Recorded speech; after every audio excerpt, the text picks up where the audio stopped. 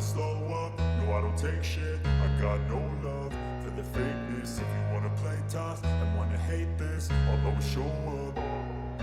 I don't ever slow up, no I don't take shit. I got no love for the fakeness. If you wanna play tough and wanna hate this, I'll always show up and make a statement. I don't ever slow up, no I don't take shit. I got no love for the fakeness. If you wanna play tough and wanna hate this, I'll always show up and make a statement. Everything I do so instinctive and so passionate. Every word I move so descriptive like an adjective. I got a vendetta against people who patented being negative when you should be getting after it. I got facts over tracks, this and that. Spitting slow, spitting fast. I could roast, I could gas. Think I'm okay at last, but I don't know if that can erase all the past. And the pettiness, a reflection of the emptiness. Hilarious, you think you're worth my time, you're delirious. Mysterious, because you hide behind a fake exterior. Inferior, you know I'll always be a bit superior. Get off of me, this ain't no humble brag. I want you to hear words, you can say them back. I want you to feel free from the chains that last, and to believe in what you got, it was built to last, yeah. Now that I've been put through hell, I never got anyone's help. I had to do it all myself. I don't ever slow up, no I don't take shit. I got no love for the fakeness. If you wanna play tough and wanna hate this, I'll always show up and make a statement. I don't ever slow up, no I don't take shit. I got no love for the fakeness. If you wanna play tough and wanna hate this, I'll always show up and make a statement. Gonna learn the consequence of being incompetent. Mental health is confidence, dreams and some honestness. I'm not here to save the day, that's for you to take away. I could play a million mind games, but instead I say something not illogical, something that is topical. Rub it on and watch it go, make yourself unstoppable. Dreams are irresponsible, but they're always possible. If you just believe, you could be so remarkable. Thoughts in my head, a collage and they spread. I'll be great one day, going off of my meds. No, I'm not giving up, no, I'm not giving in. I will make it to the top, taking off in the wind. I gotta make it, I'm saving every day to taste it. I'm patient, but my mind, it can hardly take it. I'm chasing a dream that I've had for several ages. A vacant, modern kingdom for the taking. Now that I've been put through hell, I never got anyone's help. I had to do it all myself. I don't ever slow up, no I don't take shit. I got no love for the fakeness. If you wanna play tough and wanna hate this, I'll always show up and make a statement. I don't ever slow up, no I don't take shit. I got no love for the fakeness. If you wanna play tough and wanna hate this, I'll always show up and make a statement. I don't ever slow up, no I don't take shit. I got no love for the fakeness. If you wanna play tough and wanna hate this, I'll always show up.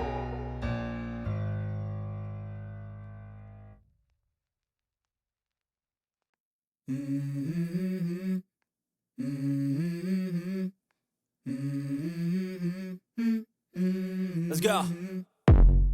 I wake up to a little bit of drool on my pillow, feel like it's gonna be a bad day. Yeah, I'm tired of shit, and the coffee ain't hit yet, damn, ain't that great. I don't wanna go to work, cause my boss is a jerk, and I'm not even that paid. I need a change in my life, cause I don't feel alive, and there's nothing that makes me happy.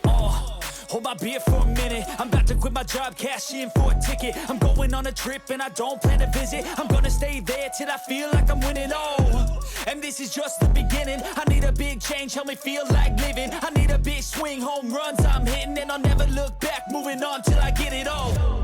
And we all got dreams, we all want things, but what you gonna do for it? How you gonna move for it? What you gonna be?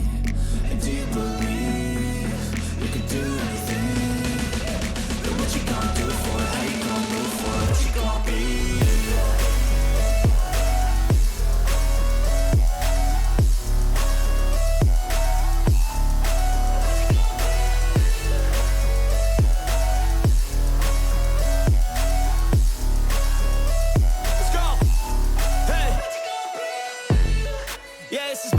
My strife, my right to fight, to die on.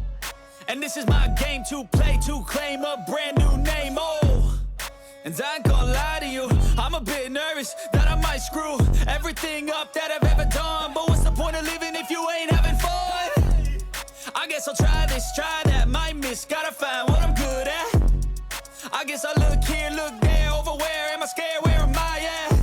I gotta make it in this life, whatever makes me happy, they know I'm doing things right. Sipping in the summer on a goose and Sprite, or find a nightclub for the end of the night. Oh, and we all got dreams, we all want things, but what you gonna do for it? How you gonna move for it? What you gonna be?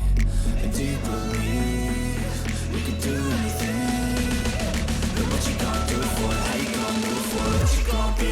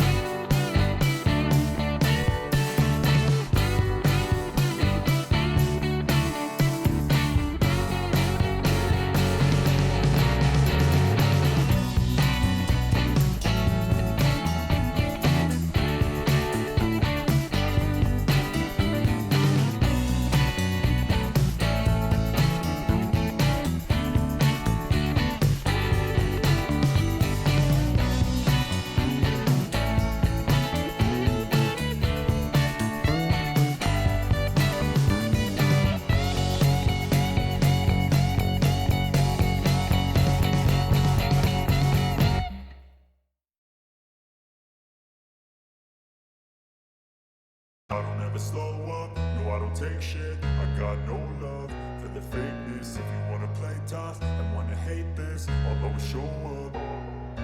I don't ever slow up, no I don't take shit. I got no love for the fakeness. If you wanna play tough and wanna hate this, I'll always show up and make a statement. I don't ever slow up, no I don't take shit. I got no love for the fakeness. If you wanna play tough and wanna hate this, I'll always show up and make a statement.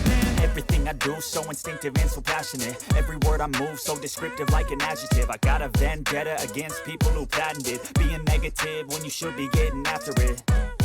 I got facts over tracks, this and that. Spitting slow, spitting fast, I could roast, I could gas. Think I'm okay at last, but I don't know if that can erase all the past. And the pettiness, a reflection of the emptiness. Hilarious, you think you're worth my time, you're delirious. Mysterious, because you hide behind a fake exterior. Inferior, you know I'll always be a bit superior. Get off of me, this ain't no humble brag. I want you to hear words, you can say them back. I want you to feel free from the chains at last, and to believe in what you got, it was built to last, yeah.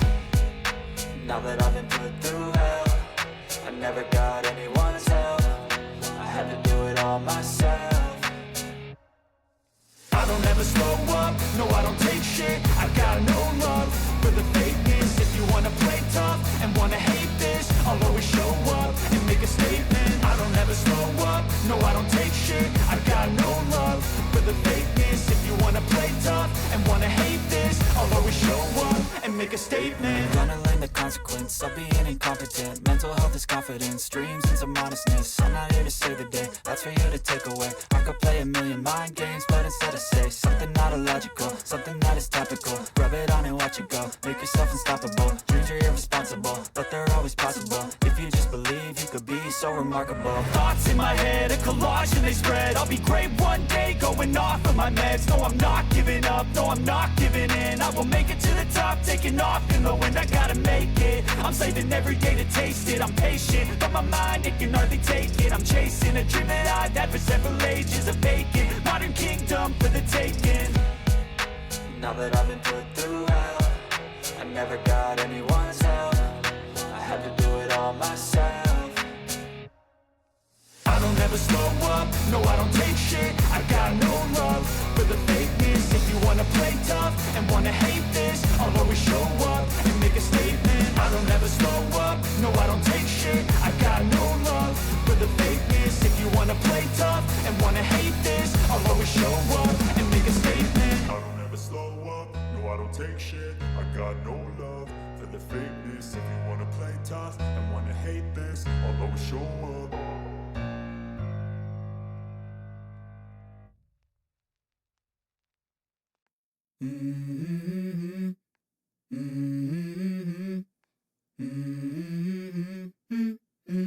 Let's go. I wake up to a little bit of drool on my pillow, feel like it's gonna be a bad day. Yeah, I'm tired of shit, and the coffee ain't hit yet, damn, ain't that great. I don't wanna go to work, cause my boss is a jerk, and I'm not even that paid. I need a change in my life, cause I don't feel alive, and there's nothing that makes me happy. Hold my beer for a minute, I'm about to quit my job, cash in for a ticket. I'm going on a trip and I don't plan to visit. I'm gonna stay there till I feel like I'm winning, and this is just the beginning. I need a big change, help me feel like living. I need a big swing, home runs I'm hitting, and I'll never look back, moving on till I get it all. And we all got dreams, we all want things, but what you gonna do for it? How you gonna move for it? What you gonna be? And do you believe you can do anything? But what you gonna do for it? How you gonna move for it? What you gonna be?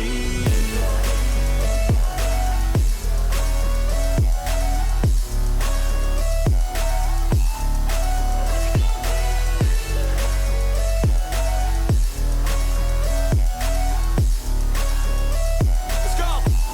Hey. Yeah, this is my life, my strife, my right to fight, to die on. And this is my game to play, to claim a brand new name, And I ain't gonna lie to you, I'm a bit nervous that I might screw everything up that I've ever done. But what's the point of living if you ain't having fun? I guess I'll try this, try that, might miss, gotta find what I'm good at. I guess I look here, look there, over where am I scared, where am I at? I gotta make it in this life, whatever makes me happy, know I'm doing things right. Sipping in the summer on a goose and Sprite, or find a nightclub for the end of the night, And we all got dreams, we all want things, but what you gonna do for it? How you gonna move for it? What you gonna be? And do you believe you can do anything? But what you gonna do for it? How you gonna move for it? What you gonna be?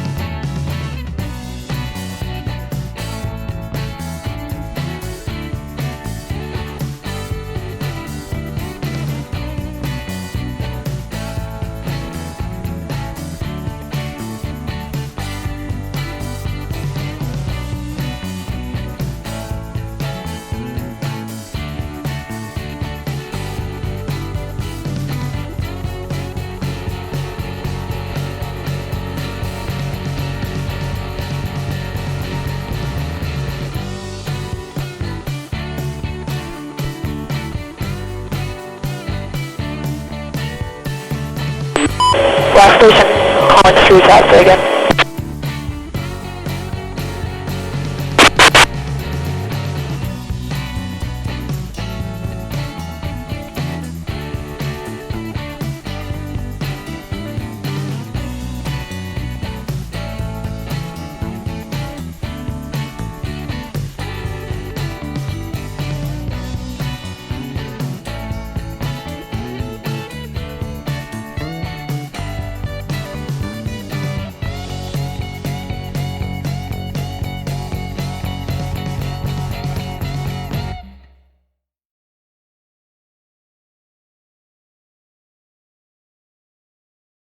I don't ever slow up, no I don't take shit. I got no love for the fakeness. If you wanna play tough and wanna hate this, I'll always show up. I don't ever slow up, no I don't take shit. I got no love for the fakeness. If you wanna play tough and wanna hate this, I'll always show up and make a statement. I don't ever slow up, no I don't take shit. I got no love for the fakeness. If you wanna play tough and wanna hate this, I'll always show up and make a statement. Everything I do so instinctive and so passionate. Every word I move so descriptive like an adjective. I got a vendetta against people who patented being negative when you should be getting after it. I got facts over tracks, this and that. Spitting slow, spitting fast. I could roast, I could gas. Think I'm okay at last, but I don't know if that can erase all the past. And the pettiness, a reflection of the emptiness. Hilarious, you think you're worth my time, you're delirious. Mysterious, because you hide behind a fake exterior. Inferior, you know I'll always be a bit superior. Get off of me, this ain't no humble brag. I want you to hear words, you can say them back. I want you to feel free from the chains at last, and to believe in what you got, it was built to last, yeah. Now that I've been put through hell, I never got anyone's help. I had to do it all myself.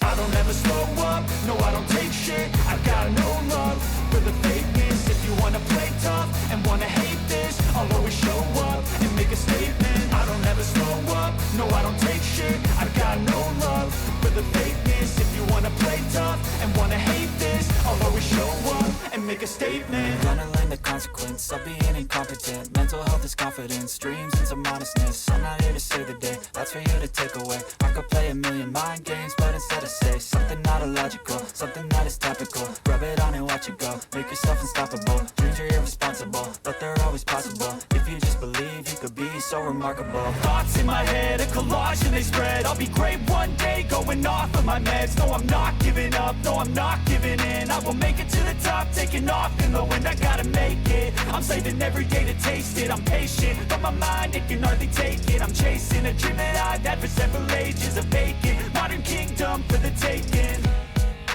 Now that I've been put through hell, I never got anyone's help. I had to do it all myself.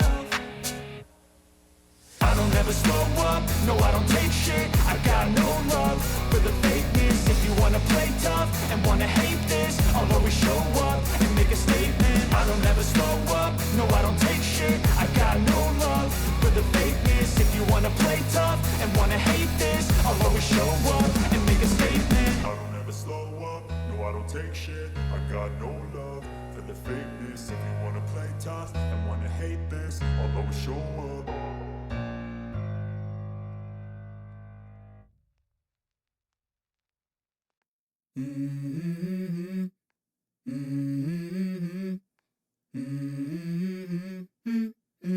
Let's go. I wake up to a little bit of drool on my pillow, feel like it's gonna be a bad day. Yeah, I'm tired of shit, and the coffee ain't hit yet, damn, ain't that great. I don't wanna go to work, cause my boss is a jerk, and I'm not even that paid. I need a change in my life, cause I don't feel alive, and there's nothing that makes me happy. Hold my beer for a minute, I'm about to quit my job, cash in for a ticket. I'm going on a trip and I don't plan to visit. I'm gonna stay there till I feel like I'm winning, and this is just the beginning. I need a big change, help me feel like living. I need a big swing, home runs I'm hitting, and I'll never look back, moving on till I get it all. And we all got dreams, we all want things, but what you gonna do for it? How you gonna move for it? What you gonna be? And do you believe you can do anything? But what you gonna do for it? How you gonna move for it? What you gonna be?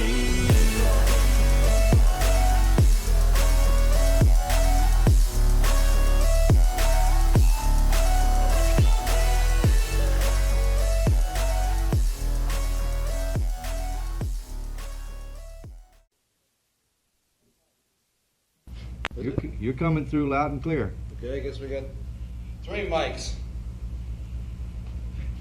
One for each. More mics than we need. Morning, Charles. Hello. How are you? Fine, how are you? Fine. Good. You're fine. Good.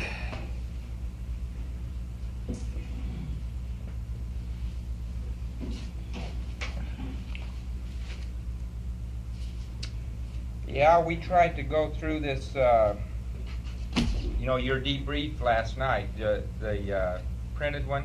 You know, this all the stuff that you guys did on tape, your tech debrief, to get those so that we try and not repeat, you know, only amplify stuff.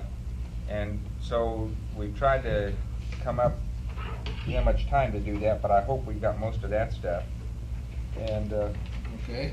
if you think we're hitting some area that you think, you know, is a conflict with that, well, yell, tell us, and we'll Alrighty. change her around. And some of the things, now there were some things that you guys said yesterday, you know, when I was in the project debrief that probably bear on some of these too.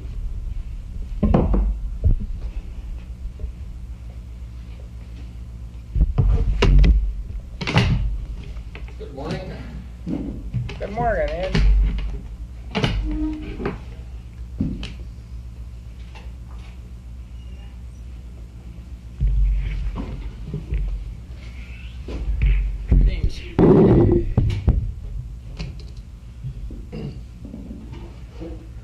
It's cold in here this morning. Yeah? Good morning, Bill. Hi. Hey, Craig. Are we using those mics? I don't know. They're hot or not. Just found them on the floor. Before we, start asking questions, identify yourself so that Yeah. people that Yeah. transcribing know our voices. Yeah. Say who these people are.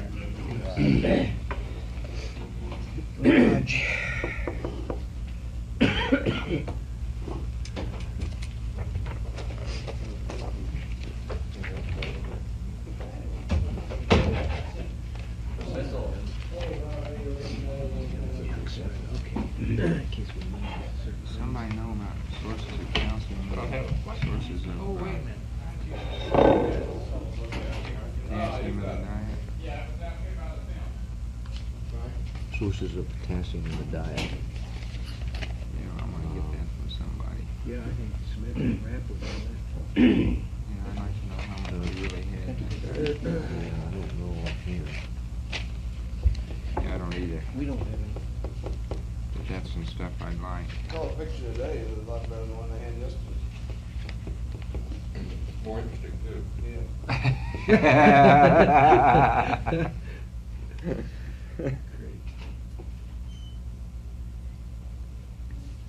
Sorry about that. Camera on the door of the... Hey, Yeah. I got some things that I thought I'd say a couple of things. Thinking about the requirements is the first thing. Another one, the audit.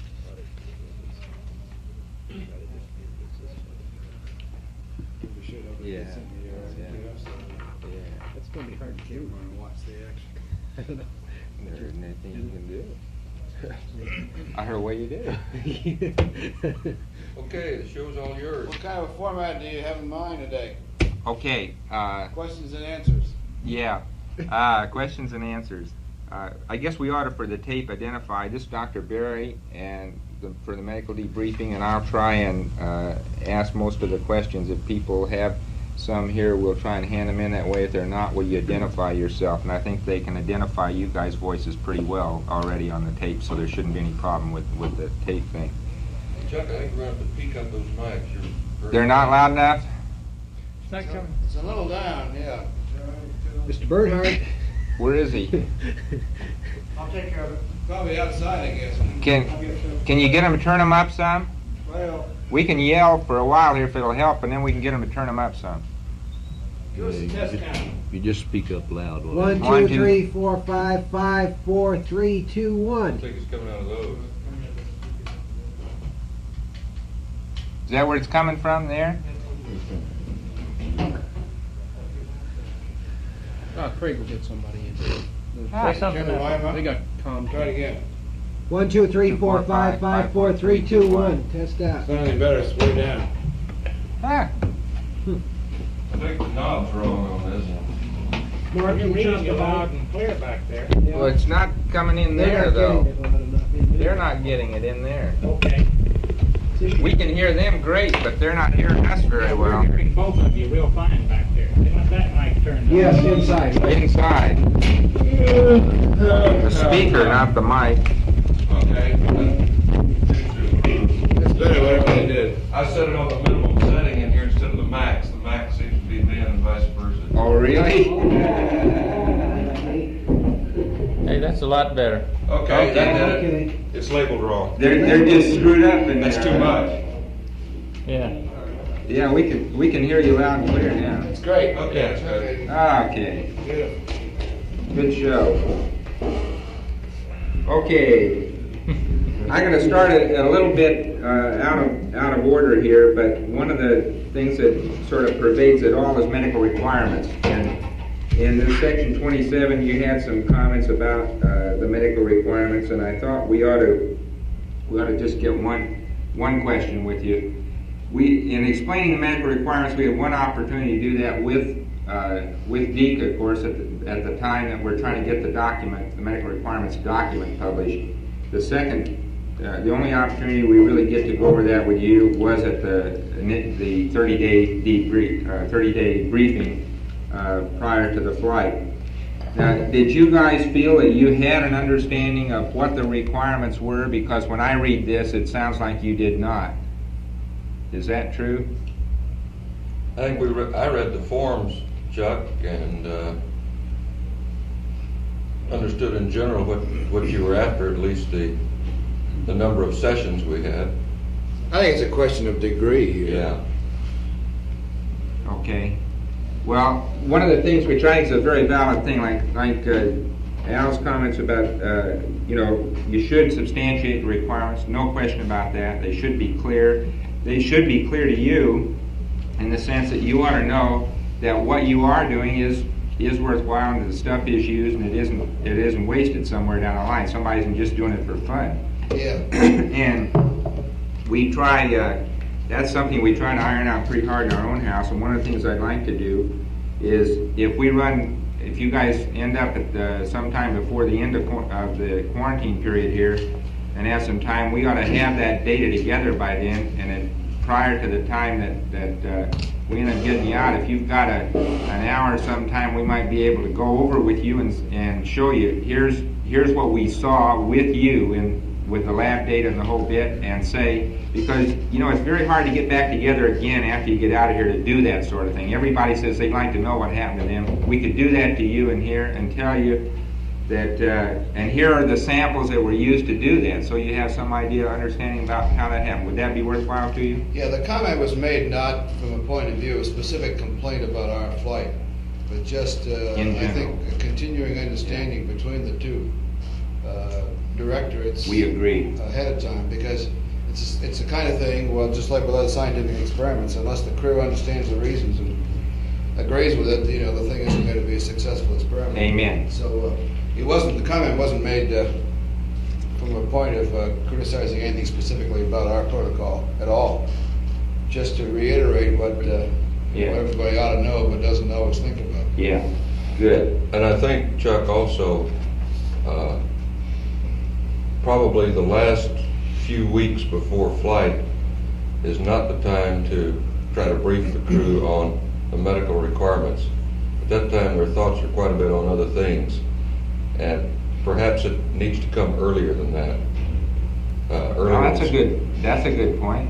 I think each one of us is concerned with ourselves medically, as the medical effects, the physiology of flight, et cetera, but the last few weeks, you just can't get yourself cranked up to really think about those things, except for the things that are going to happen to you so you can be mentally prepared for it.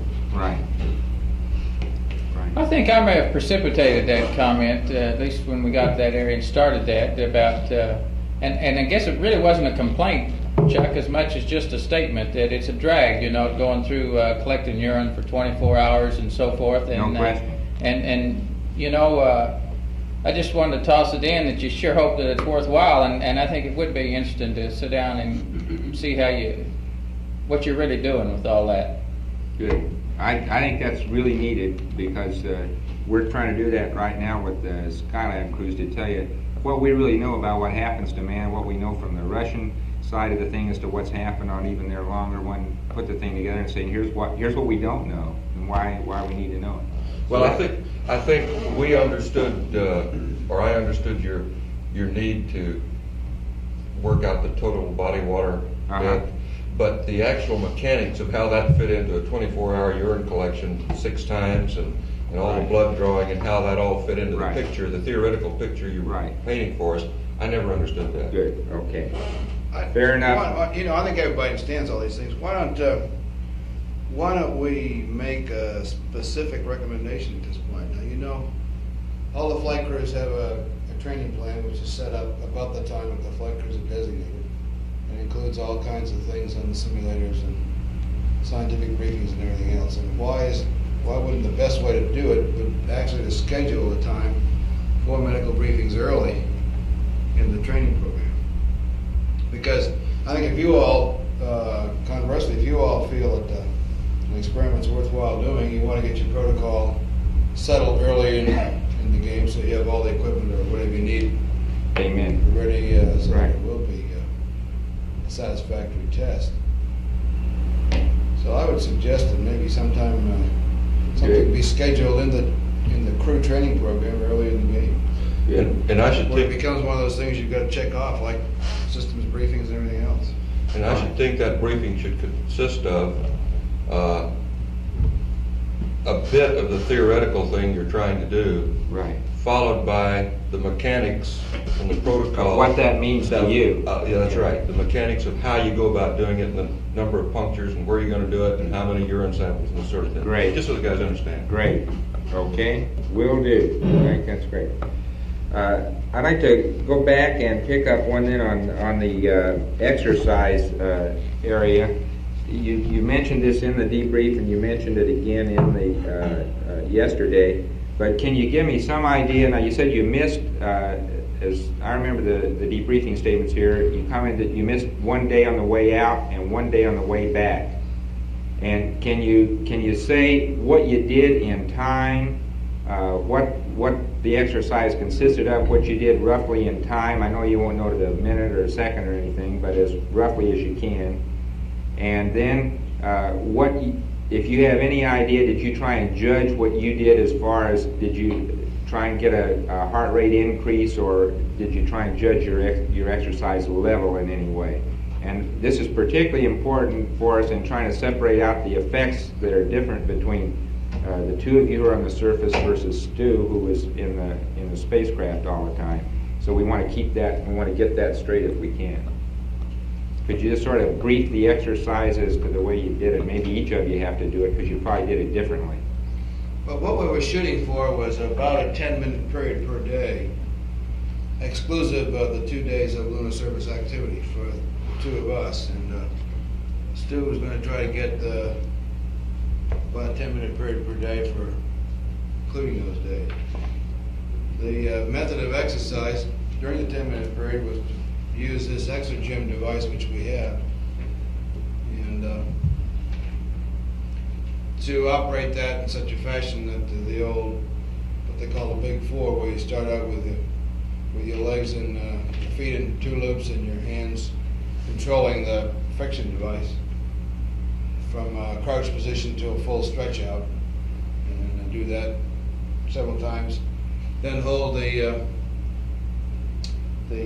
fixed loops and use the legs on the movable loops, and then hold the fixed loop with the toes and use the biceps on the movable loops. That's the general pattern that we tried to follow, but we didn't make all of those time periods. We missed the first day out because of, well, we didn't have it scheduled the first day out. Well, it was in the flight plan, but we hadn't. I don't think anybody's going to exercise the first day anyway. No. It's a busy day. day. Yeah. In fact, it should never have been in the flight plan to exercise the first day. Pretty hard to get that in that first day. I don't Well, see you how had you the problem do with it. the docking probe, so that puts it behind. You don't really need it in that first day anyway. Pardon? You don't really need it in that first day. The trooper knows. Well, in retrospect, I think that it would probably have alleviated some of the sore back muscles that first day if we'd gone ahead and done it. In my case, anyhow. It was kind of like one of those things where they said, okay, you want to exercise, we put it in the flight plan. I said, yeah, we got to have it in the flight plan, we won't do it. Where are we going to put it? I said, put it in before lunch every day, before the mid-meal every day, and that's how we got in there. Okay. Now, you said Exergym, or is it the Exergenie? Exergym, I think. Exergym's a trade name. Yeah, they're both similar devices. It's the same thing. It's the friction one. Yeah. Okay. Yeah. Okay. And so 10 minutes a day is what you had programmed for the thing. And did you have any? Did you feel that you really got a fair amount? Did you get up any increase in breathing rate or heart rate that you were aware of when you did it? Yeah, we didn't do it quantitatively, but certainly. Yeah. I always tried to stop short of cracking a sweat. It's just not desirable to get all sweaty in the spacecraft. And I felt like I was pulling it somewhere around 10 to 15 minutes. I could feel the heart rate going up and the breathing going up, but I would never do it to the point of a sweat. And it's not a vigorous exercise, it's more of a tension exercise. Right. We put enough load on it where it was a hard pull, but a slow pull. Okay, Stu, did yours go about that same way then for the whole time, even when you were alone? No, I'd like to just summarize exercise. In my case, I probably didn't exercise as much in retrospect as I would have if I were doing it again, for various and sundry reasons. One is, you don't feel a need for the exercise. You just got to say, well, I'm gonna go do this. And there were a couple of times that we got out the, it says exercise period, so we got out the exerciser and Alan would have at it and I'd be doing something, or I'd say, well, I'll put it over here and I'll get to it in a minute. And then I know on one occasion, several hours later, I finally got around to getting it and doing some exercise on it. I'd say probably 5 to 10 minutes was the length of time. I would strain pretty hard. I didn't work up a sweat, but you use this thing, you can use it about any way you want. You can drag them through the ropes, or it's really designed to where you hold and do an isometric first, and then go right from the isometric into the isotonic, and you get the whole schmear. So I'd hold pressure on the thing and strain against it, and you can strain as little or as hard as you want, but I'd strain reasonably hard and then relax the tension and pull it up. But I'm trying to think. I'm sure that I missed one exercise period on the way out completely that Alan had got in. I did no exercise at all in lunar orbit. Thinking of the Exergym was never even crossed my mind for those 2 days. And then in preparation for entry, I said, boy, I'm really going to hit that on the way home. As it turned out, I barely got in the one exercise a day that we did on the way home. So I would say overall, I'm sure I didn't hit the Exergym as much as I probably should have. Okay.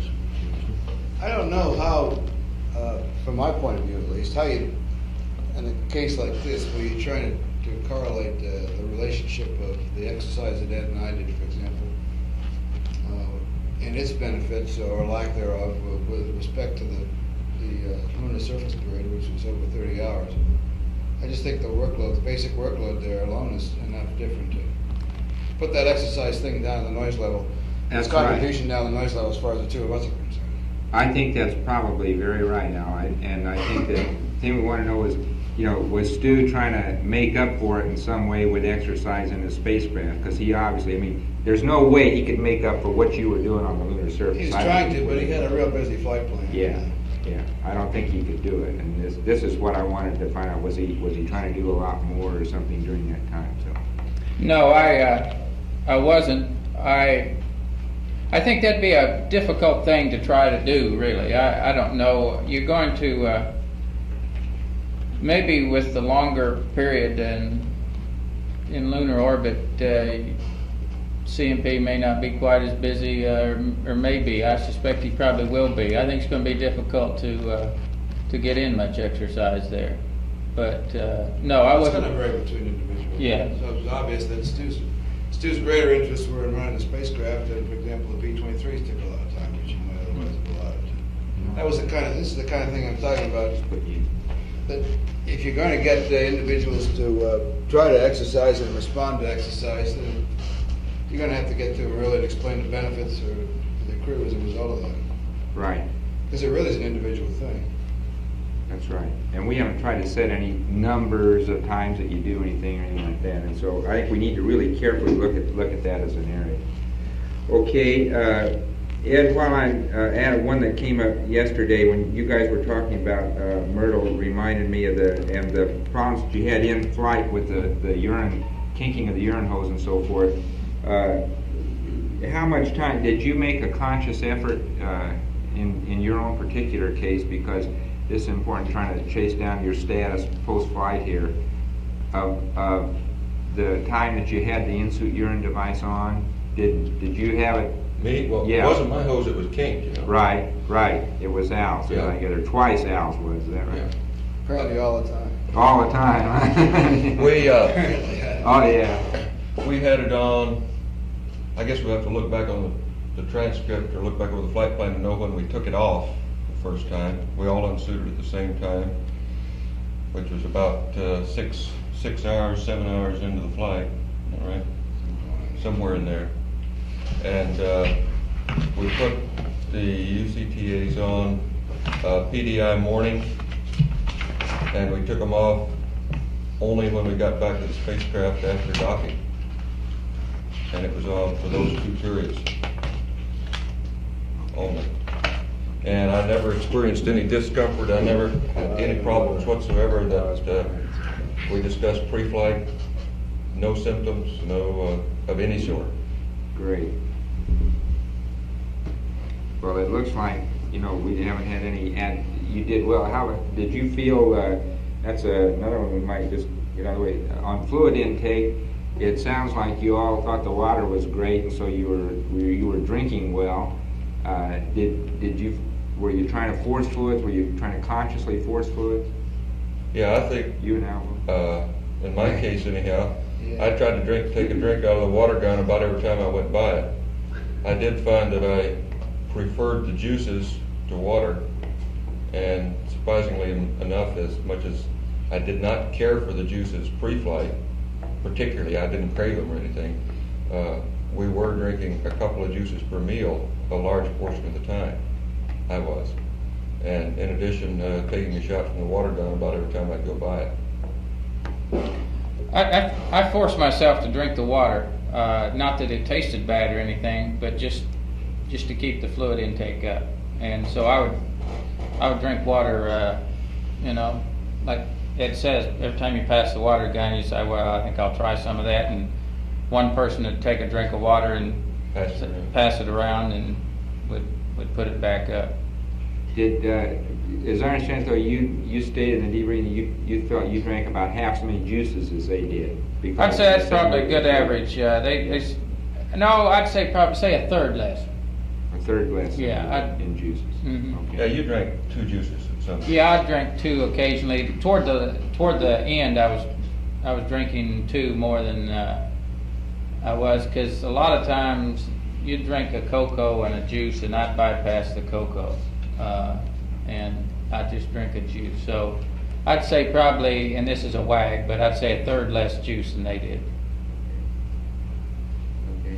Well, I think I kind of decided I was going to try to do everything I could to end up in as good shape as I could at the end of the mission, which included keeping the fluid intake and the food intake up, as well as the exercise.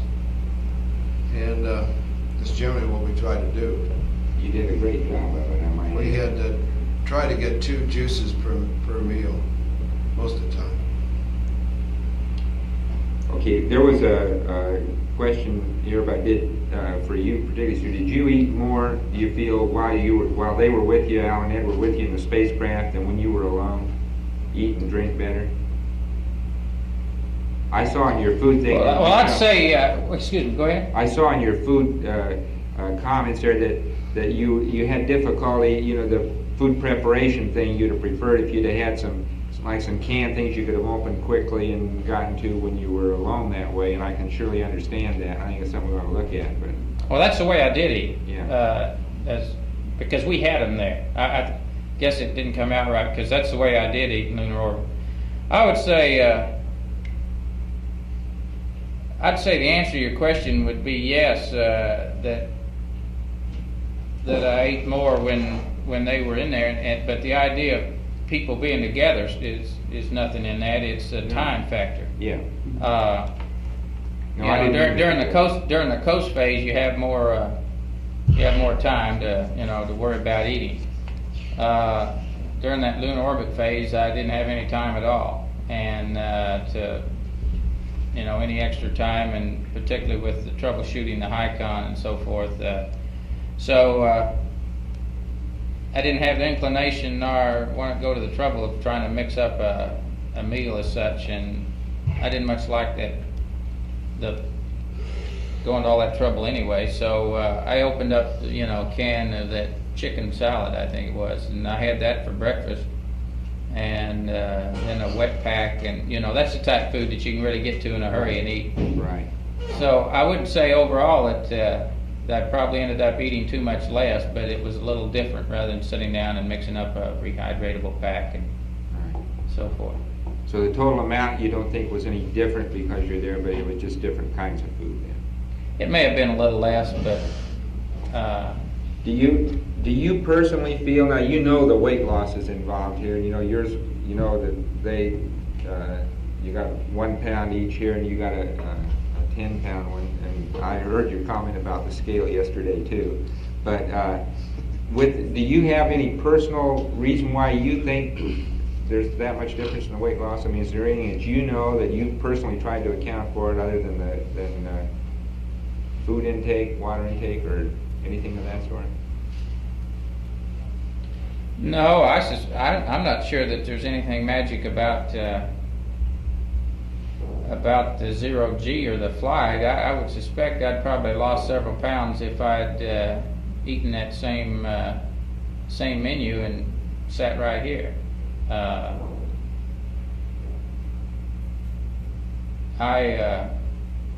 probably think that I was 3 or 4 pounds overweight when I went into the flight. As a matter of fact, I'm not a big eater, and during most of the time you come up on training, I drink a can of Sago and a can of V8 juice for breakfast, and then I eat a sandwich for lunch, and maybe drink 2 or 3 cans of beer and eat a sandwich in the evening. And 2 or 3? Yeah. I can go for days on a menu like that, and I don't know how many calories all that adds up to, but it's not really a high calorie diet, and I would say that pretty much was my diet for 3 months prior to going into quarantine. Was just about what I stated there, and then when we got into quarantine, well, then I started eating more for breakfast and eating a bigger meal in the evening, and so I think I probably was 3 or 4 pounds heavy going into the flight, and so I think the weight loss may be overplayed a little bit, because I think I had a few extra pounds, and then plus I don't think that maybe we picked the right weight up on the rolling scales. But that's neither here nor there, Well, we can probably show you something about that from when we get your lab material pulled together. I think we'd be able to give you a better handle on that as to whether it really was something that had to do with the 0G state or not. We hope we'll be able to do that. So we'll try. Well, if I could just add a general comment, which I think reflects the consensus here, the 3 of us, that that with respect to the food in general, the type of food, the method by which it was packaged and so on, and the degree to which we liked or disliked it was primarily a function of the level of activity in the flight plan. That the business of going into the pantry and taking time to select foods and drinks and so on is fine during the quiet periods of coast. That things like spoon packages are good if the level of activity is not too high, but certainly if the level of activity is high. The wet packs and the cans, and that's about all you want to take time to fool with. I think this is a general comment that really reflects our consensus. It was a time-consuming part of the day to prepare meals, get them out of the food box, get them all laid out, cut all the tops off of them, get all the water into them, get them massaged, and go about eating. Get the pill back in there when you're through. You know, it took a lot of time. It's an effort. You're right. And you know, it's a lot easier to open up a can in a wet pack, and then you think it's a lot of trouble to even mix up the juice. But you know, that in that way you got your meal and you're through and you're on your way. Right. Okay. The cooking problem, quotes, is still a problem. It's still a problem. Which has been fairly common, I guess. Yeah, I think if you got plenty of time, you don't mind spending an hour or so. As a matter of fact, it's a very pleasant hour. Yeah. It gets rid of that time very effectively. But I would say in my case that watching these guys eat, you know, they went right down the menu, and so I thought, you know, I really should do that, but I just didn't have the inclination to eat that much. You know, even though you know in your own mind, you know, hey, you ought to do this, you know, and you ought to keep yourself, you know, eat just as much as you possibly can. I just couldn't get around to doing it. In fact, several times I'd mix the food up. And then by the time I'd eat a couple of packages, you know, I just couldn't get to the third package, and so I'd put it back in the pantry. Well, Stu, one of the things that's going to come out of that is somebody, you know, reading the debriefing itself. The obvious question comes up: okay, was your lack of appetite itself, was it just plain lack of appetite, or did you really have any discomfort in your, as far as the gut was concerned at all? Anything that you felt was pathological in your loss of appetite due to the environment or anything? No, I don't think there's anything of that. Like I say, I think it boils down to a lot of just too much food. You know, if you bundle up one of those meals and there's just too much there to eat. Were any of you ever thirsty in flight? Did you feel dry. thirst? Yeah, you were dry quite a bit. You know, you'd have a sensation of dryness, and you'd want, and water, you know, or juice would make you want some water. Yeah. Did you, while we're at it, we might just wipe out the water thing. Did you guys drink the water in your suits? EVA? I did. Yeah, drank all of his. I just drank about a third of mine, I guess. About a third. On the first one, I don't know how much of mine I drank. I thought I emptied the bag, but apparently the walls of the bag got around the drink tube, and I didn't get it all out because it drained down around my neck during the sleep period. Okay. I had a leaky one also, which I took out between EVAs. Okay, did you fill them up again then when you went out second EVA? Yep. And you think you drank about a third of yours both times? I'd say, yeah, I didn't really stop to drink too much. Yeah. Okay. And I drank on mine the second EVA, and I can't remember whether I drank it all or not. If I didn't, there may be some still in it. Okay. All right. Hey, one other comment on while we're on that eating, before I forget it.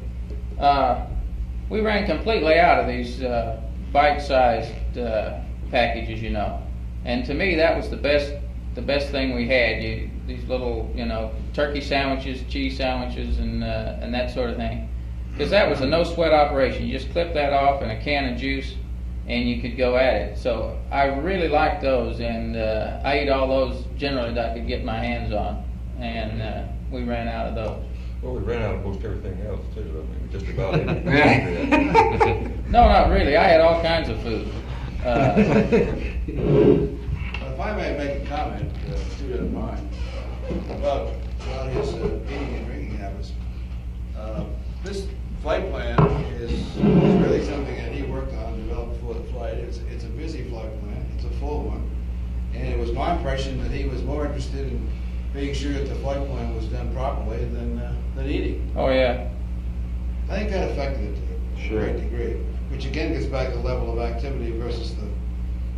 If you guys can get a little, for example, those drink bags, get a little diaphragm on the end, just stick over a needle and pump the water in that way, and shake it up, pull the plug out, and drink it out of the same deal. That would be a lot easier for those drinks. I mean, for the juices and things, you mean? All the cutting. Yeah, so that you don't end up having to sort of feel you got to drink the whole damn thing once you get it done. You see, you got a drink bag, and you got a little gnarled thing that's all sucked in, the plastic is all folded down. Unless you cut it exactly right, first of all, you can't get it out of the nozzle without having it leak. Then you get it all done, then you got to go cut the other end. And I was just thinking maybe it might be an easier way to put a diaphragm fitting on there that you could stick over a hypodermic type of thing and get the water in that way. Might be a little bit quicker way to do it. Okay. Anything you can do to make it easier is going to help increase the consumption. Right. Particularly during busy time periods. Okay. But could we get you, this is going to involve just really Al and Ed. We'd like to have you describe as well as you can the things that you did with your bioinstrumentation harnesses because it's very hard for us to be sure exactly what happened. We don't have that stuff back yet. We're going to set up, we've got to develop a plan to troubleshoot it.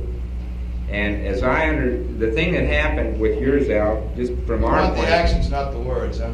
Pardon? You want the actions, not the words. The actions, not the words, yeah. Okay. Well, you can say some of the words too. But from our point of view, what happened with your particular harness is everything was fine when everybody left the MSOB. Okay, when you got into the spacecraft, right after you got, apparently when you were getting cinched down somehow, because we had about 3 minutes or so after you were in the couch of good data on you, then we began to get erratic data. It began to wander. The baseline began to wander all over the place.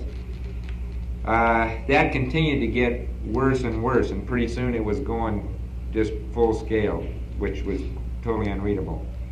So the question was, okay, it was a question about hatch closure at that point in time.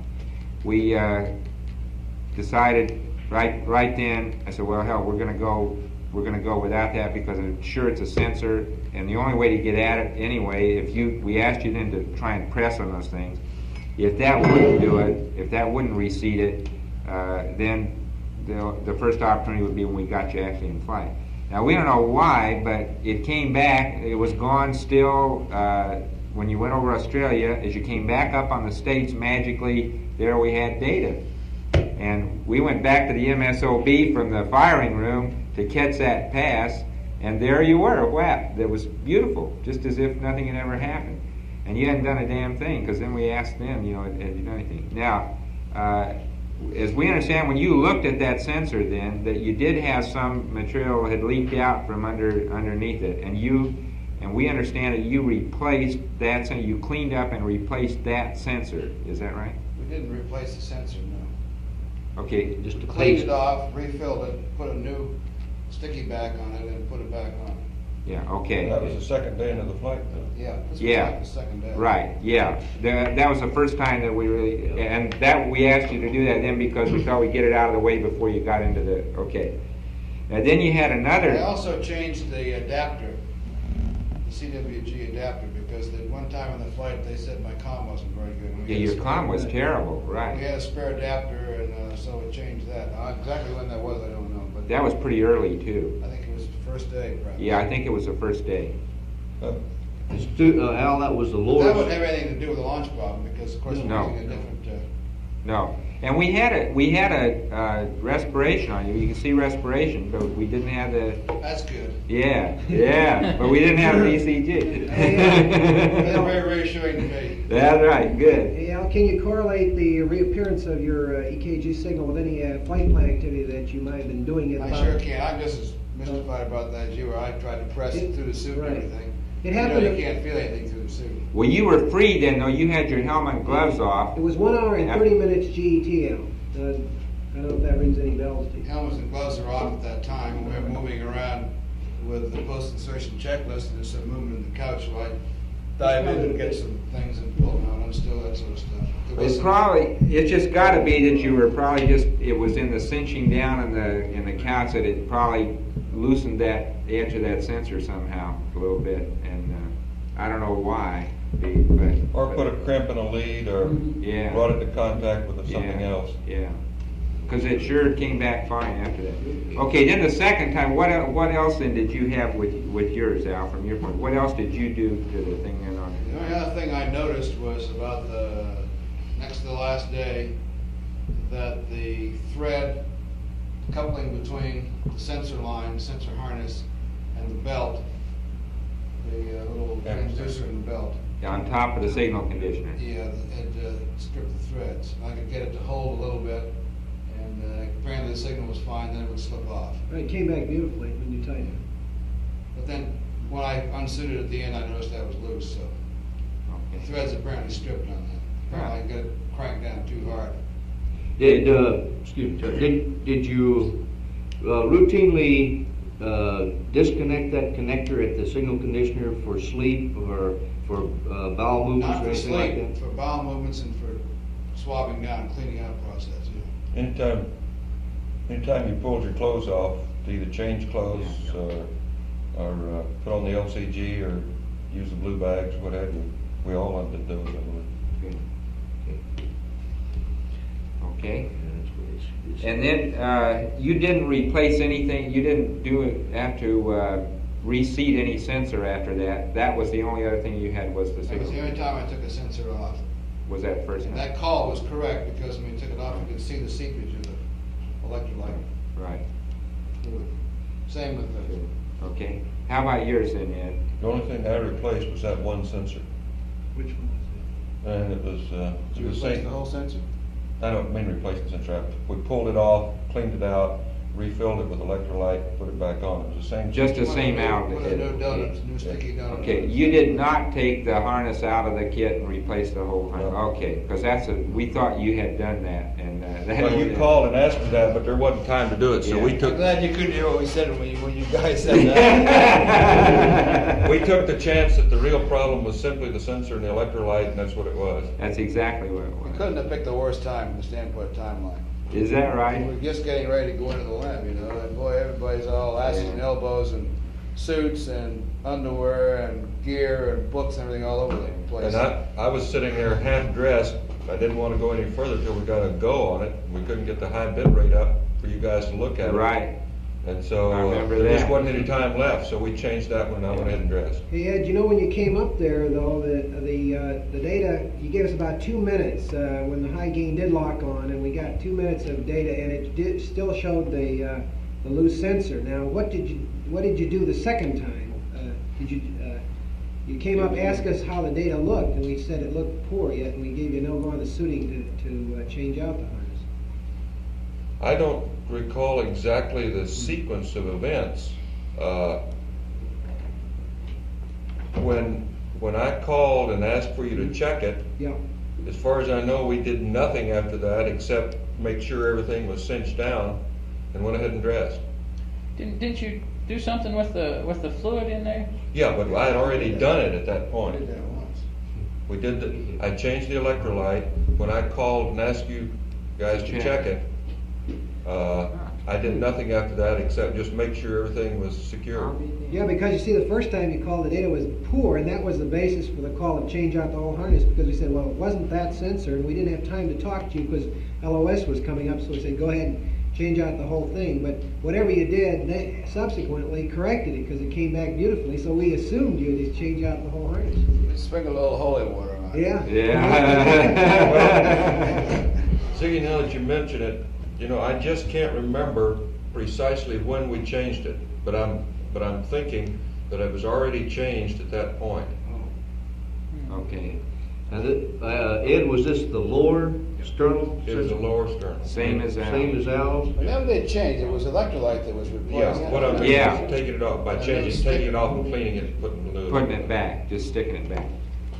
Okay. And you think you did that before LOS? Yeah. He probably did. What we're thinking now happened. Probably took a while for it to seat properly, and when he came around, it was good again. Because Well, his stayed good then, and then we were having trouble with yours going in. You began to get this wandery baseline on yours again before after we got into the limit. So there was a question in our minds about it. Is there any way we could do to get that better? To make that better. And we were trying to figure some way. Could you reach around when you were in the suit? Is there any way you could get at that thing if you took, like after the EVA, if you ended up taking the helmet off? Could you get down into the suit here? You really have to have the upper torso garment, the upper part of the torso garment clear of the body in order to be able to feel that. In order to even feel. There's no way you can definitely tell, even if the other guy goes through the back zipper and around in front. We tried that on the ground to see if you really, could do that, and that's pretty hard to do. We found out. The most you can do is press And after all that time quarantine, that's pretty dangerous too. Yeah. Depends on where his hands is. Okay. All right. Forget the EVA. Just keep fooling with my sensor. You've got 2 hours to stop that. Okay.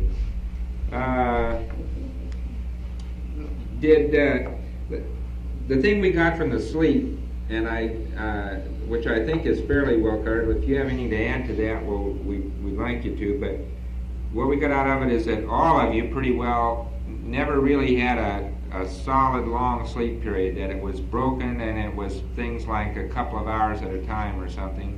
And I gather that the reasons for that varied. You had some difficulty with wanting to feel some pressure. In Ed's case, I know, and Al mentioned this too, and Stu didn't like the couch, and then you ended up in the limb.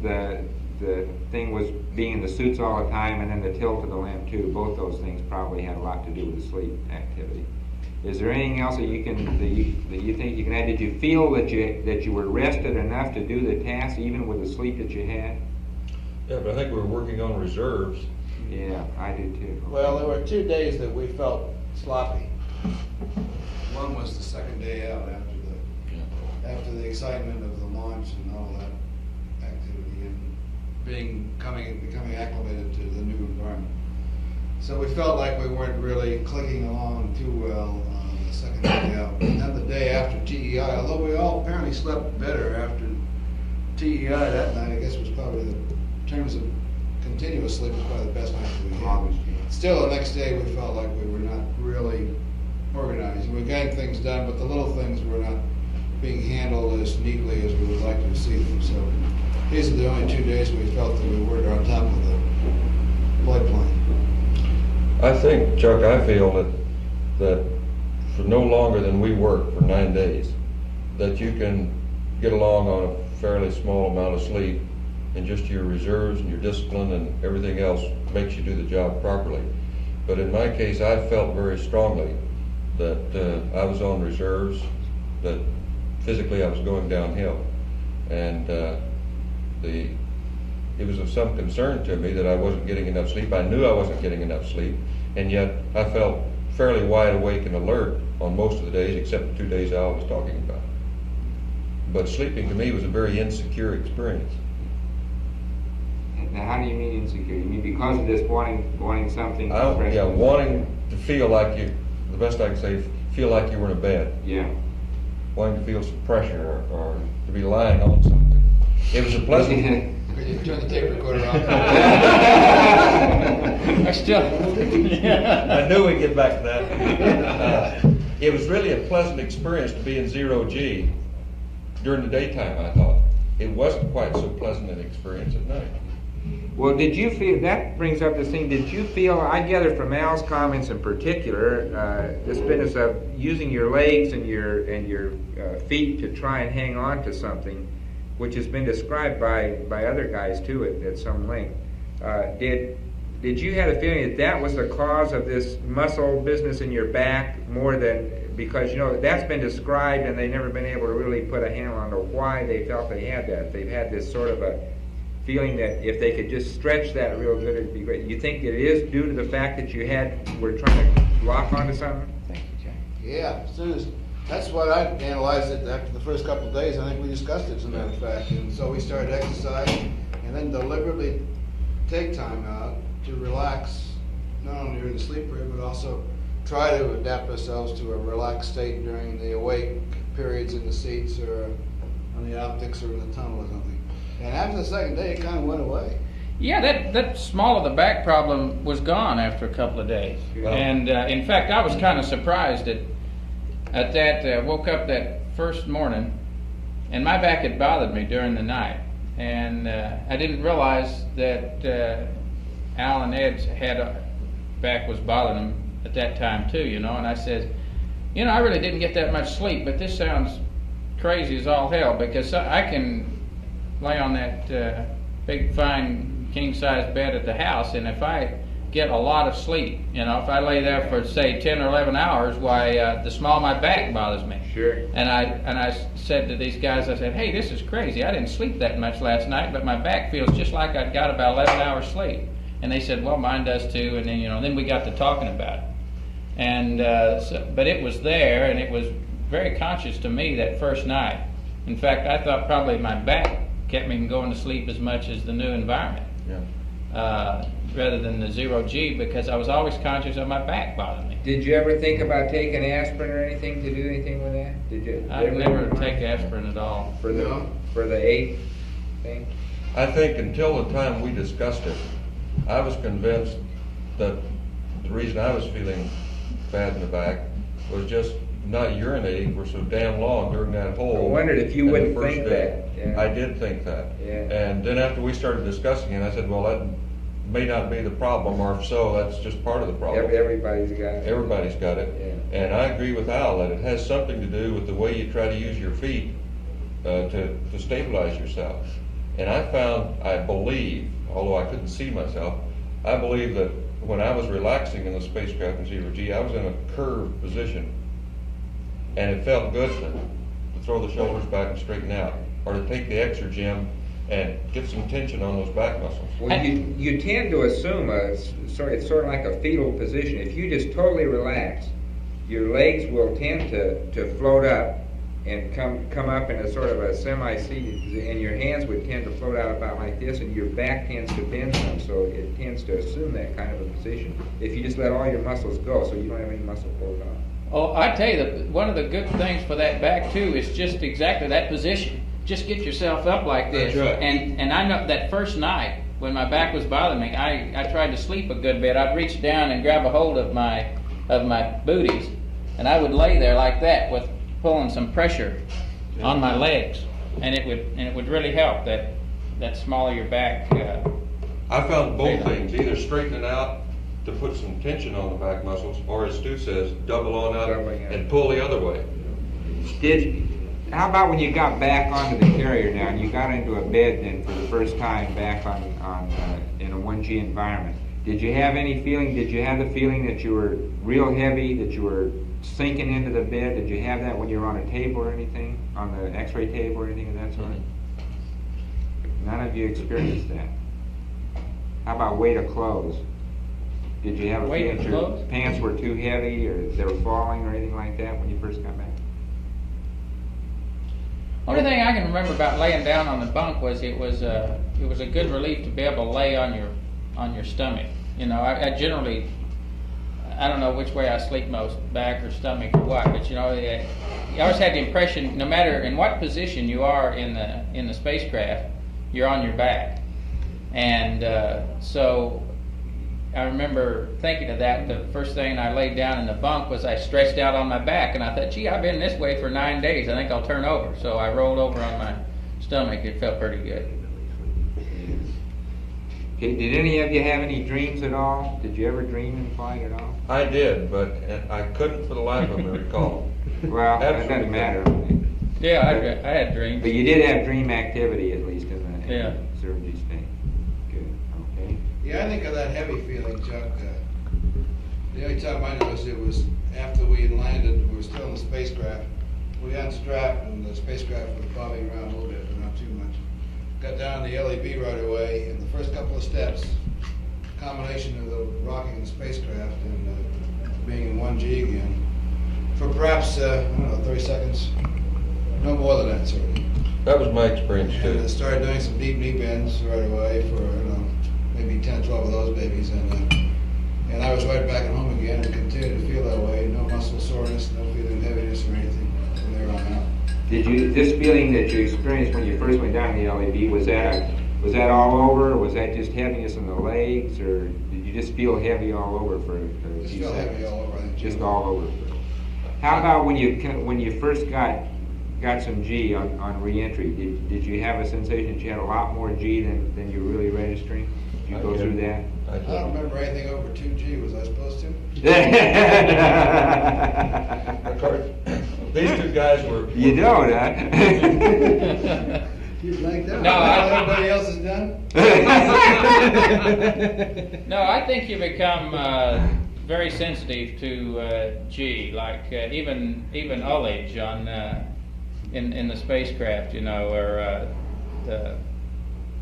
well, that'd be just the only time you'd really feel a G would be the ullage, as well as the SPS engine, of course, you know. But on entry, certainly, you know, as you're going through 1G, it certainly doesn't seem like 1G. You're sensitive to the G. Since I wasn't quite as busy during that initial period as they were, I didn't have tracking tasks to keep me occupied. I probably felt it more, or was conscious of it more than they were, and it felt to me like one hell of a load.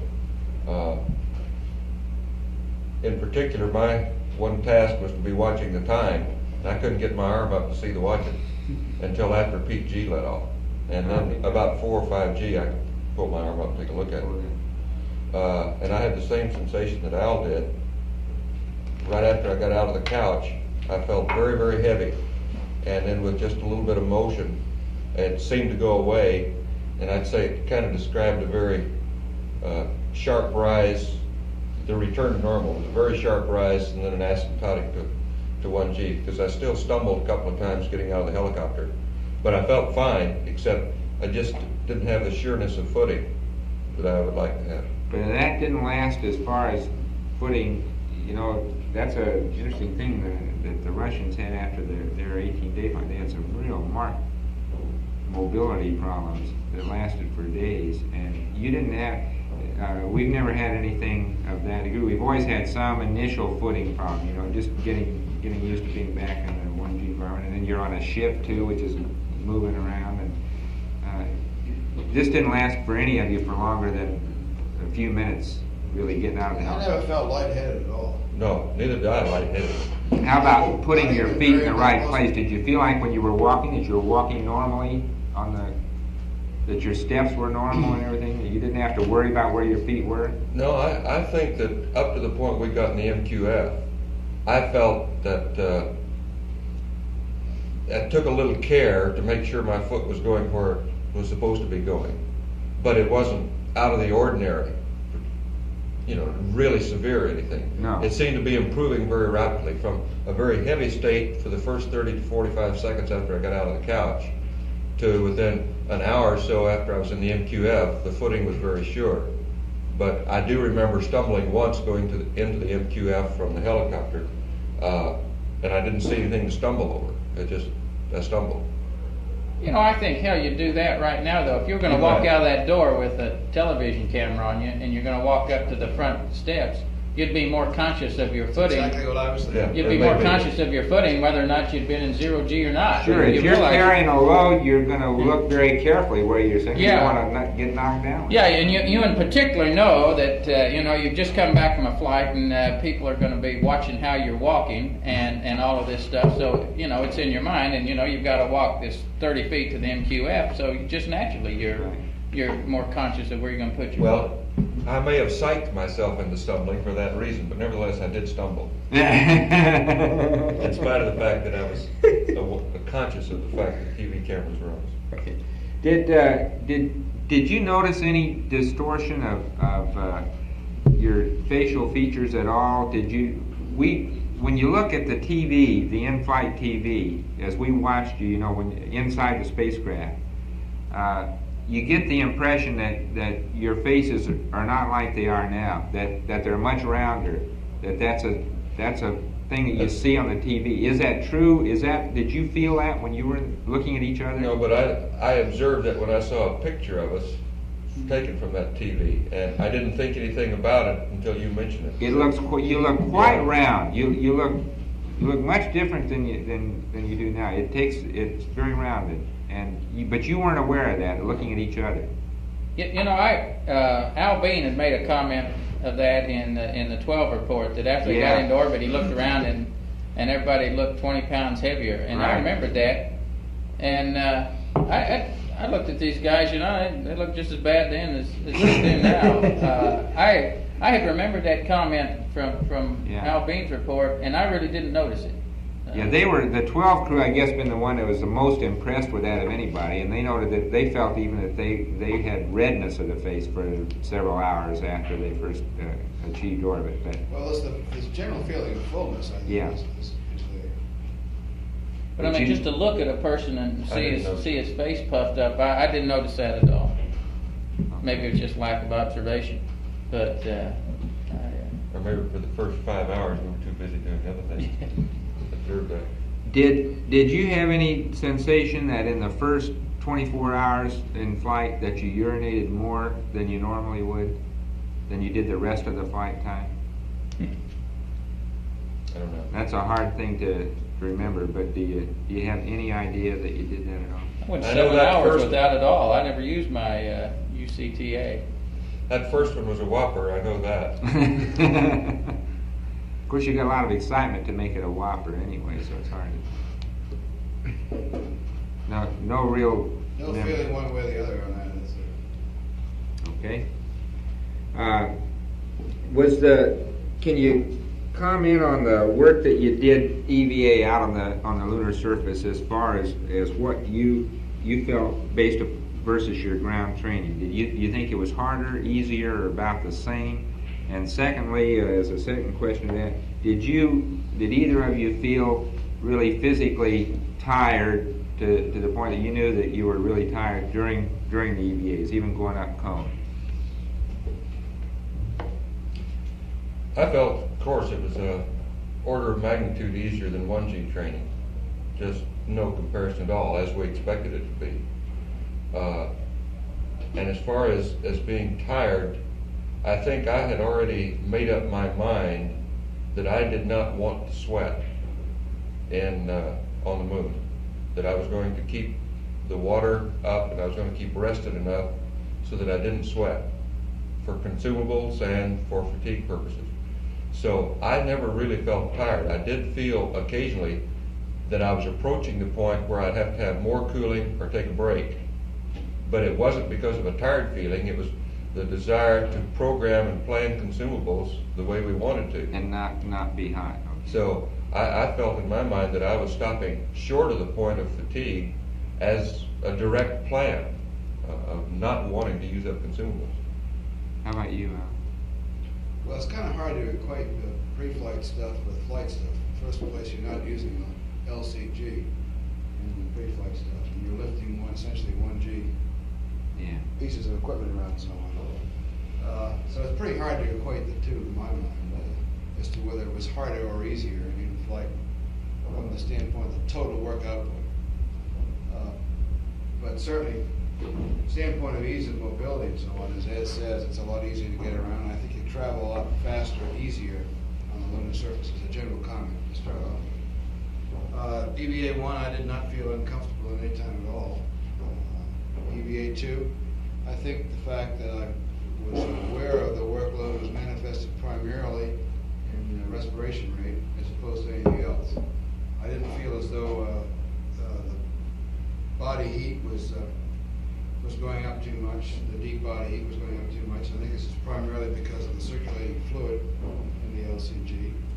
And I was not aware of any profuse sweating, just a little faint tinge of sweating, a blush, whatever you want to call it, was when I went to the medium flow on the water. So I think, and of course you're not really aware of increase in heart rate either unless you specifically stop and measure it somehow. So I think to me the thing that was most obvious about the increased workload was the respiration rate. And at times I think we suggested climbing the steepest grade of the crater cone that we stop and take a rest. I think you all suggest that right as well. standpoint of being tired to the degree where we didn't want to press on after a short rest period. No, I didn't feel that at any time until after the 2 days was over and we were back in the command module. Never really felt like I was behind the power curve as far as the total workload was concerned. Well, we'll try and give you some firm feeling for what happened with your EVAs when we do this later. You know, we can show you actually what you know. You did have some times where you both got heart rates that were up in the 150 area. And this is why we felt, and your respiratory rates were very audible, and we didn't have a respiration trace on you at that time, as you know, but you did have very audible respiratory rates, and it was obvious that you were increasing those. And Al, I think you began to store. I think the thing is, you kept yours on men for a long time, and then when you did turn up to medium flow, you just left it there a short period of time, and it didn't kick your rate down as much because you still were maintaining some of that heat in there. Now, it wasn't enough to make you sweat apparently. And then when you started doing that, turning it on a little bit longer, each time it just settled right back down. You didn't have any trouble with it at all like that. But both of you came down very well. When you would rest, your rates dropped down. And that's contrary to what happened on 12, where they didn't drop down when they rested. And yours did very well. They just dropped, they'd come right on down as soon as you stopped doing the activity. So that do you have a feeling that you could have, do you have a feeling, any recommendations about extending EVAs now? I mean, do you feel that it would be possible with proper consumables, of course, that it's physically possible to do that? I sure do. The thing that bothered me was the worrying about consumables. Knowing that we were getting a higher metabolic load, the higher heart rate, more oxygen consumption going up Cone Crater, and that I was spending more time on between minimum and intermediate cooling because we were deliberately rushing to try to make up time. I started worrying about consumables, and especially in the water and the oxygen. And I felt that was a limiting factor. I didn't feel that I was the limiting factor. Just the oxygen and the water I was consuming were bothering me. Well, we tried to give you the word that that you were pretty fat on consumables really at the time. We thought you were trying to save consumables, obviously. Yeah, we were. Yeah, and understandably so. And so we wanted you to know that you had enough and you could go to medium flow without really getting yourself in a hole was the thing we wanted you to know. And after you did that, I spent considerably more time on between minimum and intermediate cooling. You did. Yeah, right. So did Al. Yeah, you both did. Incidentally, I think that the comment is, I'd like to comment about total workload with respect to the 2-day period. I wouldn't want to see a crew ever plan to do any more than we did in those 2 days. Oh, amen. As far as I'm concerned, that's about as heavy a workload as anybody ought to do. And certainly, if you're going to go out for longer periods of EVA, you ought to allow longer periods of resting. Amen. And make sure somehow that they get to rest. Yeah. Just allowing the time doesn't necessarily assure rest. Well, tell me, if you had, in the limb, I gather one of the things that you think would help, of course, would be getting out of the suit. That certainly would help if you could get out of the suit in the limb. No question about that. If you had something for sleep, would you take it? Would you guys have taken it in the limb if you had had something for sleep? Do you think? I don't think so, because I don't know about Ed, but I certainly don't take that kind of medication here on the ground. It's an individual thing, quite obviously, and it just depends on. Try to do things as closely in space as you can to the ground environment is probably the way everybody would. Right. So if you have people that do that in the ground, probably would help them. I prefer to see us use a more natural means of getting to sleep as opposed to an artificial means. You'd like to have something to sleep on, what you say?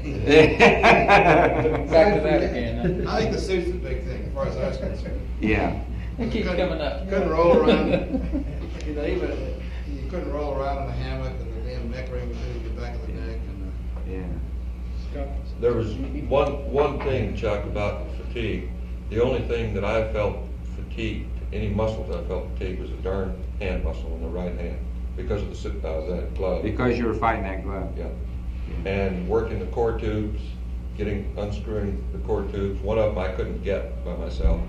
Getting the caps off of them, that was very fatiguing, and that arm gave out. How about when you're carrying the barbell out there and you're getting this thing? You said you had to do it Well, like this. that was tiring, just because it's so cumbersome and it was flopping all around. But I eventually put it across my arms like that, and it just aside from the workload of carrying it out, it was no problem. It was heavy. Was the weight seem different? Because you commented at the time, and it sounded, and it looked like you were having trouble getting out there with that thing. Was it the weight of it, or was it just the fact that it was vibrating, that it was sort of like a fishing It was rod? mostly the vibration of it, just the flopping of it. Flopping up and down. However, I think that it was heavier than I expected from the 1.6G mock-up. Uh-huh.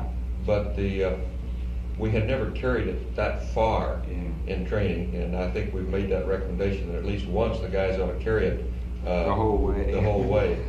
But it was primarily the flopping of those weights on the end that were giving me trouble. Okay. Let's get the, I gather that on this bowel movement thing that the preps and so forth, you had a good comment in there that went fairly well. And you all did the same thing we knew pre-flight anyway. Now, how did it work out though? And the thing, do you remember, can you just tell us each one how you went? I gather Ed went almost to the end without having one, according to a comment. Yeah. Where did you go? When did Betty you? didn't. I went to the morning of the 8th day. To the morning of the 8th day was the first one. Okay. And that's the only one, I assume. Yeah. I didn't plan it that way. What I wanted to do was to have one bowel movement before we went to the surface. Yeah, I remember. So that would take care of that period of time. And I went around with a bag on my fanny for about 12 hours, hoping I could do something, and never did. And at one point, I even wished that heck we had a laxative aboard to help me do that. I'm not sure whether that's a good idea or not, but it sure seemed like it at the time. And I was really concerned that I need to have a bowel movement while we're on the surface. Yeah. And I got through that period, figured, well, we got it made. Be good to get back to the command module and use the bag, and I still couldn't. And it was till the 8th day, and that was a whopper. Did you ever get any cramps or anything with it though? No You never cramps, had any nothing, gut nothing. disturbance at all with it? Fine. Okay. I wasn't uncomfortable. I didn't even have a feeling of fullness. Yeah, good. How about you, Al? How did your cycle go? Well, I had 1.5 bags on the 3rd day, I believe it was. And then another bag on about the 7th day. Sorry. And no problems. I mean, there were normal consistency and sort of as far as But that's really uncivilized. You know? that. I agree with you. We gotta find a better method. The total hygiene thing in this thing is so archaic. gross. It's unbelievable. I mean, we just got to do better than that if we're going to keep people in space. That's It's really all. the only time I didn't feel civilized. You know, Yeah. I really felt uncivilized during that whole process. The whole mess. Yeah, as a big mess. And the ability to clean up afterwards, and in fact, is the ability to maintain personal hygiene throughout the flight. Totally. We need better equipment. Stu, how about you? I went to 80 hours was the first one. I remember distinctly because I said between 80 and 81 hours approaching LOI while I'm going to do it. And you did. which pleasantly surprised me too while we're on the gory subject, because pre-flight I anticipated that I might have to use the bag more than that, because in my normal course of events it's very common for me to hit the head at least twice a day. And but so I was pleasantly surprised that I got to 80 hours. And then I had one other one, and it was after TEI. I guess the next day after TEI, and I don't remember what time frame it was. Or was it? Yeah, I guess it was. It was the day after TEI, and. Okay, I don't remember the GET or anything. I can't even associate it with anything except these guys in their gas masks. I don't know what else was going on at that time. Yeah, these guys. Okay. When did you first start to use the nose drops? How far into the? Do you remember what day? 3rd day, wasn't it? 3, I think. Third day. And do you feel that that was a? I'm a little bit confused about you're describing this fullness, and still, do you feel that this was a thing that was associated with this fullness that was due to the weightlessness, or do you think it was an oxygen effect, just due to the drying and so forth? And I never felt that dry, and at the time I thought it could have been either or both, and so I just treated it symptomatically with about 1 drop in each nostril, and it was completely effective for the next 10 to 12 hours. Well, you could hear it. This is fairly routine. You hear this in the guys' voices, and you know they're doing it. You know, you hear this full feeling that they have. Sometimes they get a little bit of hoarse sensation with it too, and it comes and goes. And you described it, I thought, very well yesterday. You know, sometimes in the mornings you'd wake up and it'd be better in the morning.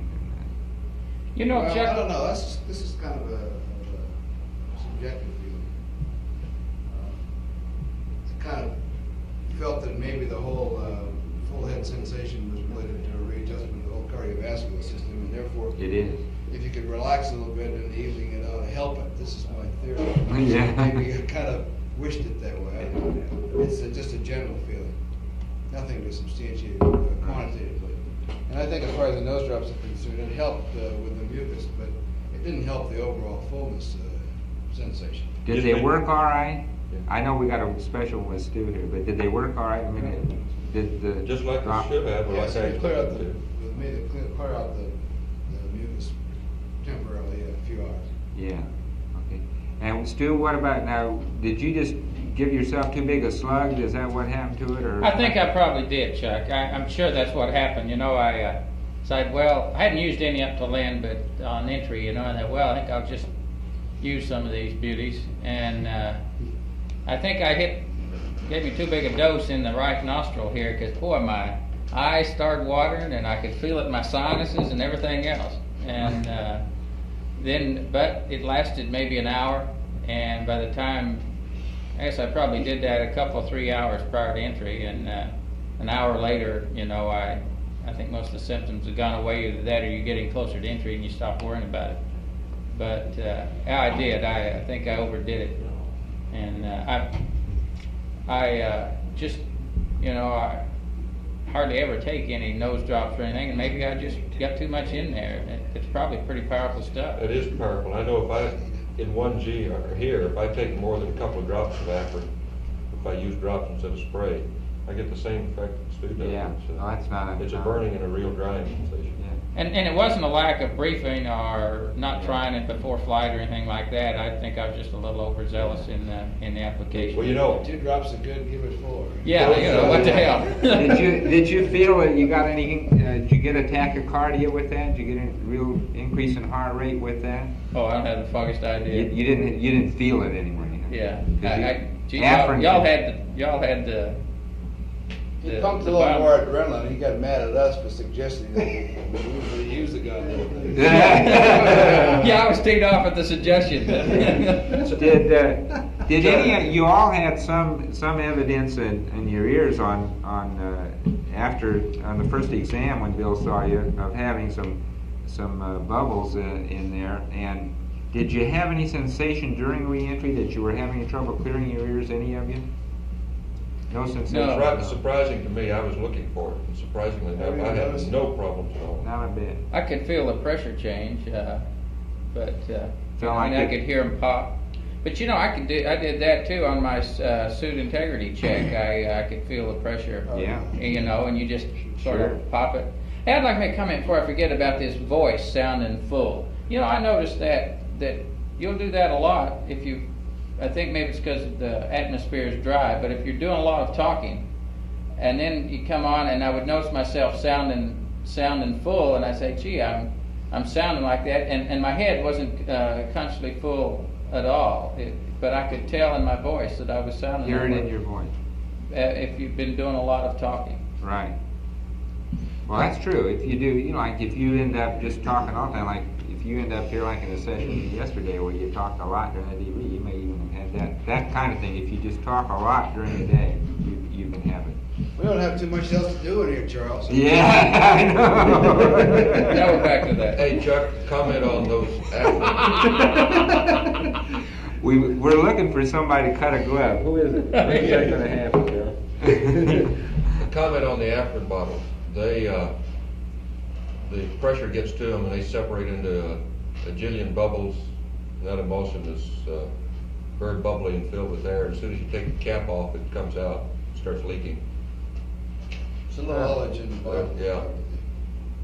Okay. And it's kind of difficult to control that stuff when you use it. That was the first time you opened the bottle or after? Always, always. Every time you open it. Yeah. Okay, Clarence, so what technique did you use for applying the nose drops? How did you put them in? Very gentle squeeze, trying to get just one drop at a time out. Just put the dropper up. Put it in there and hosed it. Just like we told him to. Yeah. Good boy, Rick.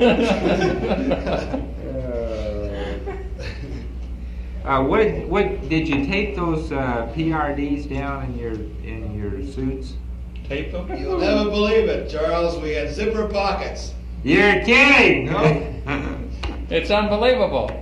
They were there. We pulled out those coveralls and there were zippers on them. First time we'd seen zippers in the whole training cycle. I'll be dead. Well, so they're not on the training suits, they're just on the flight suits. Just on is that flight. it? Okay. Well, how about that? Okay. What do you know? We had requested it way back and forgotten about that we'd made the official request and it was already in the mail and nobody knew about it. And none of the training devices were that way, but lo and behold, out of the package they came and there was the There they were. Well, that's great. They were great too. Really nice.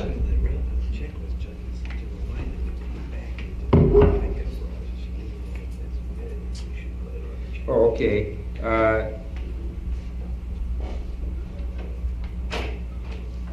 Well, I don't understand where that is. Well, when you remove your PGAs, Al, is there a point in the checklist where we should include the removal of the PRDs back into your flight coveralls, or is that not there? It already says take all the items out of here. Oh, it does? Okay. It Yeah, says if that happens to be one that's by itself, I see. and if you forget that extra pocket's there, you'll forget it. Well, now it's listed in there when we take the suits off the first day. I guess, you know, and then when you bring the suits back over from the limb, why, you know, a pretty rushed timeline, that it wouldn't, I don't know whether it'd be any good to put that in your timeline book or not, because that time your main purpose is just get the suits and get them stowed. Yeah, you said you jerked them down and got them zipped up in those bags pretty fast. Right into the bag. Okay. Probably wouldn't hurt, I guess, when we list the items to take out of the suits. When we come back to the limb, we can just add PRDs in there as another item. We Yeah. list sunglasses and pencils and all the rest of them. We can add PRDs. That's what Sunglasses remind me. When you said you used sunglasses, you're the only one who did use some sunglasses. Corrective lenses. Is that right? I used prescription lenses. corrective lenses. Oh, okay. When did you use the corrective one? A couple times when I had to read small print in the flight plan thing. In the command module deal. Yeah, with the helmet off all the time. I didn't use them. No, I didn't. I'd use it from time to time in the simulators, particularly in the LMS. The only time when I can adapt is low light levels. Yeah. Did you have any feeling about that on the lunar surface, Al? That the light levels were bothersome to you because of that? Because that is a very typical thing. That's an interesting The point. light levels were generally higher in the lunar module. The thing that you don't simulate on the LMS is the difference between day and night on the side of the moon. How about out So on the the LMS is surface? dark all the time for all practical purposes. How about out on the surface, when you were actually out on the surface and had your visor down? Yeah.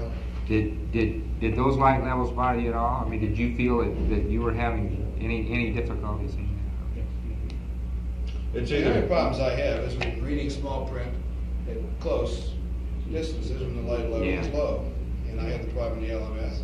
A couple times in the CMS and the LMS, I think, I don't know how many times I Yeah. broke them up, but I don't know, perhaps Yeah. 6 or 8 times with the Try to read that damn card. It's about the only time I've ever seen you use them. Yeah, but in on the scene surface, lens. Chuck, Right. it's either stark white, I mean dazzling white, or it's absolutely black. Or it's So black. I don't think eyesight has a great deal to do with it at that point. Yeah, that's Yeah. right. I think you've covered most of that stuff about the vision on the surface and so forth pretty well in there. I think you've done that very well in the thing, so I don't think we need to, if we have something that comes back up for that, well, we'll get the word to you. But as far as I can tell from getting through all that so far, I think we've got most of that covered pretty You know, I well. might point out to you, if you want to pursue the visibility further for any sort of medical things, if you look at the photographs, in my opinion, they're exactly what we saw. Is that right? If you look cross sun, the visibility is great. If you look up sun, everything's glared out by the sun. If you look down sun, all of the gentle, subtle rolling and the subdued craters, they just disappear on you. Yeah. But cross sun visibility is great. The photographs show it the same way. You know, just real briefly on that same subject, it's kind of hard to tell when you're looking at just negatives of these 70 millimeters, but I was looking at some of the zero phase pictures last night and how the targets would disappear at zero phase. It does it on the films also. And Same way. as it turned out, I'll have to get, see what the prints look like. But my first impression is that I didn't see much more than what the camera did at zero phase, which is going to surprise me because I would have thought different. Yeah. But I don't take that as any sort of data until I've had a chance to really see a blown up print. I'm just looking at Yeah. some negatives in here. But that's my first impression.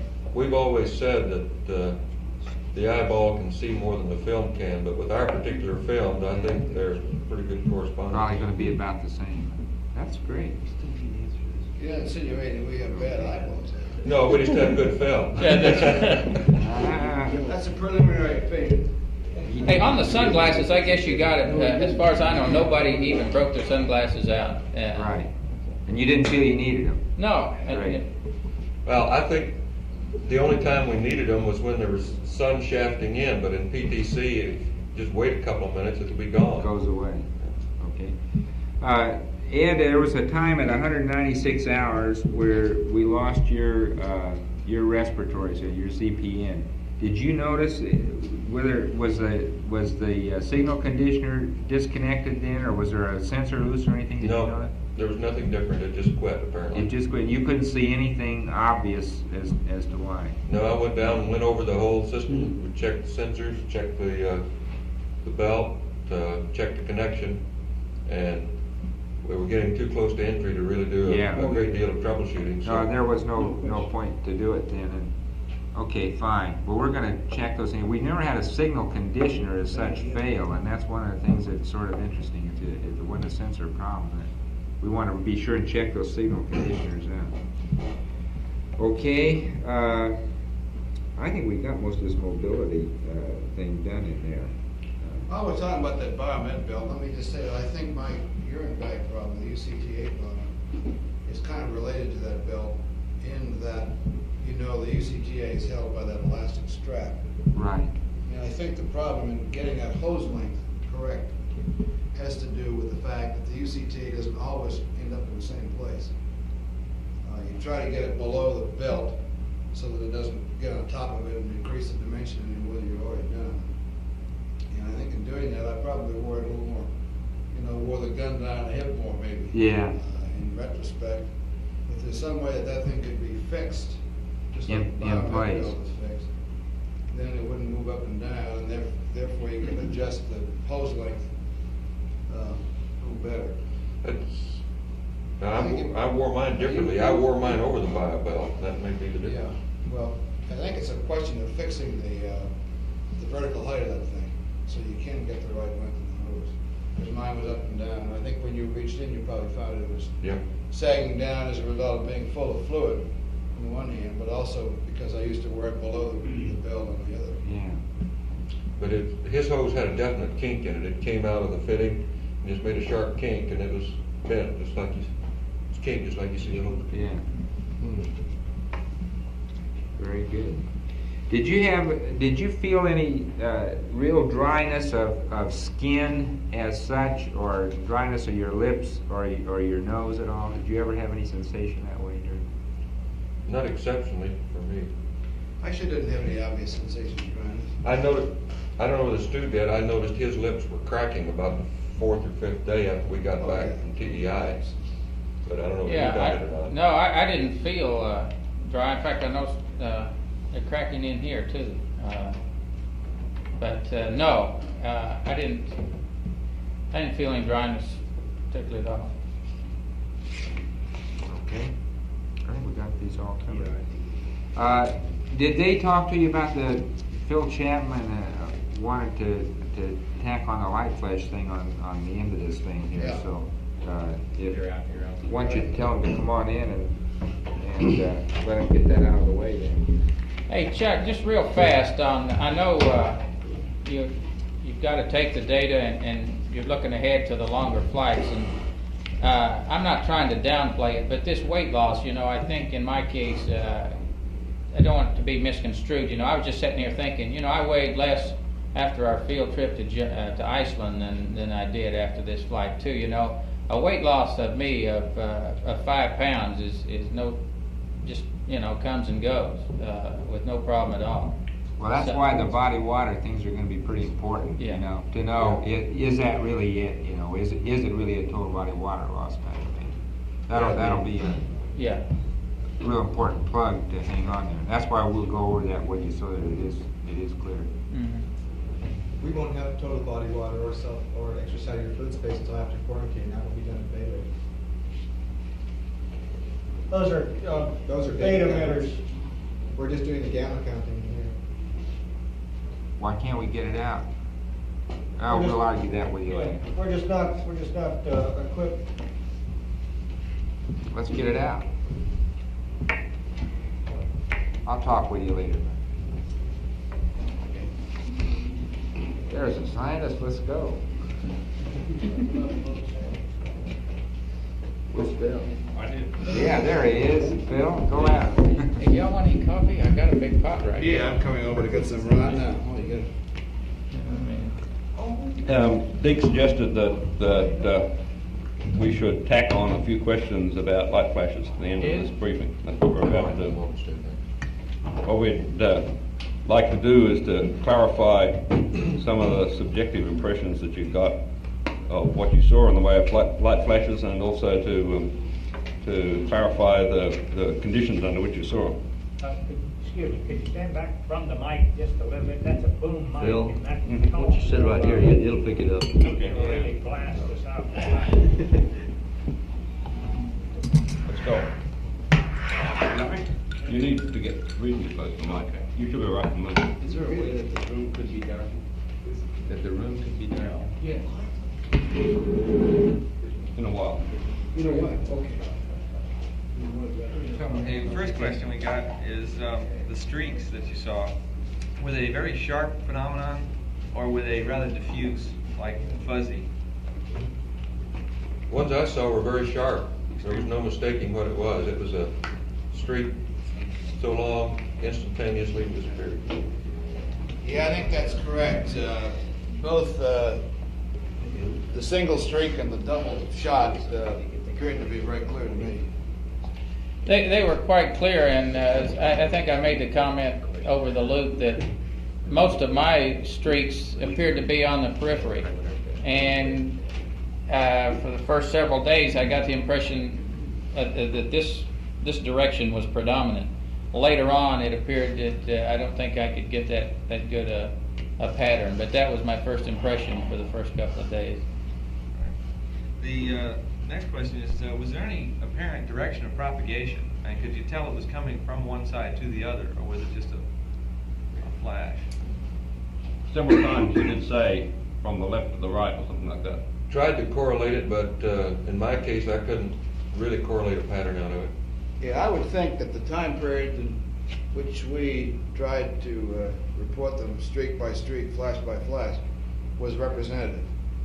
And it was my feeling that it was generally random during that time period, and therefore generally random throughout the times that we were noticing them. No, I meant, could you detect that it was moving from one side to the other in general? Yes. It was moving in a specific flash. A specific flash, yes. But you could see it as a travel from one side to the other? You really I think we could. tried to report it that way, didn't we? Yes, you did report it. That's the way That's the what's question puzzling us, because it happens, it has to be very fast, you know. Isn't that question kind of redundant then? Didn't believe you.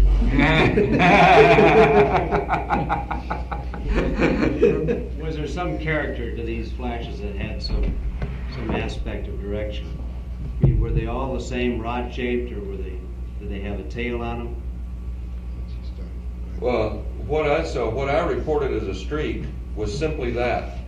Now, maybe the way we determined the direction subconsciously was that it was a ball of light moving in a direction, leaving a tail. But I can't say that for sure. All I reported was a streak, and I had the impression of it moving from one direction to the other. And I reported that direction, and I can't clarify it much more than that. Maybe while you're asking a question, if we just douse the lights, I think they can see this in the darkened room, but just try it. The idea is to try to see whether this is what you saw or similar to it. I think you need the lights out there. Well, can you see anything? Yeah, except that's what it looked like, except it was traveling. In other words, it started out and it definitely progressed across the field of view. Direction and motion per individual. Was it that bright?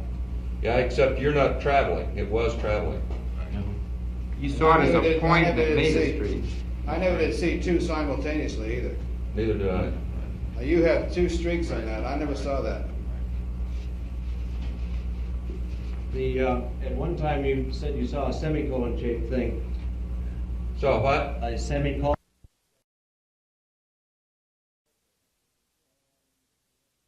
Most of my streaks appeared to be on the periphery, and for the first several days I got the impression that this direction was predominant. Later on it appeared that I don't think I could get that good a pattern, but that was my first impression for the first couple of days. The next question is, was there any apparent direction of propagation? And could you tell it was coming from one side to the other, or was it just a flash? Several times you did say from the left to the right or something like that. Tried to correlate it, but in my case I couldn't really correlate a pattern out of it. Yeah, I would think that the time period in which we tried to report them streak by streak, flash by flash, was representative. And it was my feeling that it was generally random during that time period, and therefore generally random throughout the times that we were noticing them. No, I meant, could you detect that it was moving from one side to the other in general? Yes. It was moving in a specific Oh, flash. a specific flash, yes. But you could see it as a travel from one side to the other? Yes. You really I think could. we tried to report it that way, didn't we? Yes, you did report it. That's the way That's the what's question puzzling us, because it happens, it has to be very fast, you know. Isn't that question kind of redundant then? Didn't believe you.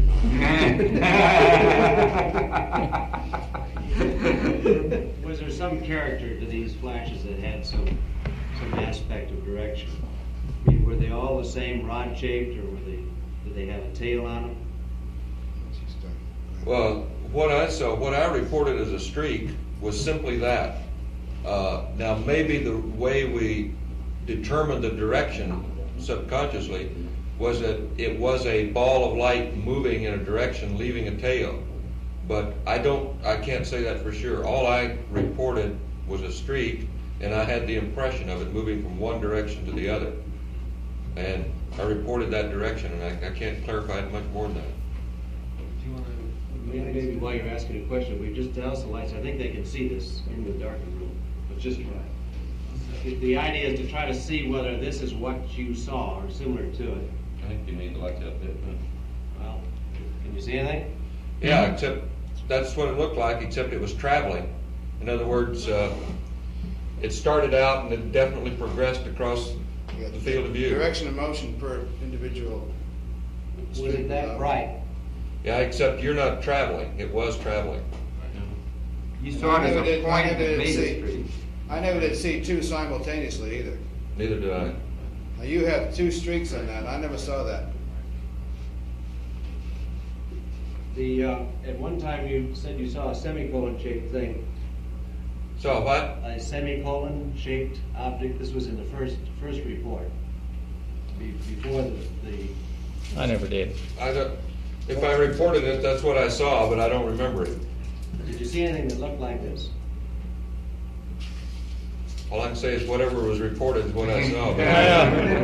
No, we discussed the various shapes prior to flight, and I concentrated pretty hard on trying to see the shapes, and I think as I reported, no, it was either a streak and just a rather simple streak, or it was a flash and rather a simple flash, nothing too exotic about it, and on a more rare one would be maybe just a pinpoint of light for an instant, rather than get the idea of a flash. So it would just be a pinpoint for a second and it would be gone. But that was more rare than the other two. By a flash, you mean a distributed sort of thing? Yeah, I meant like watching an explosion. Just a ball versus just a steady dot. Yes. Was it like this at all? Can you see that?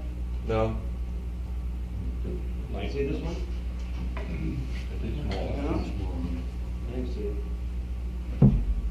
Can't see it.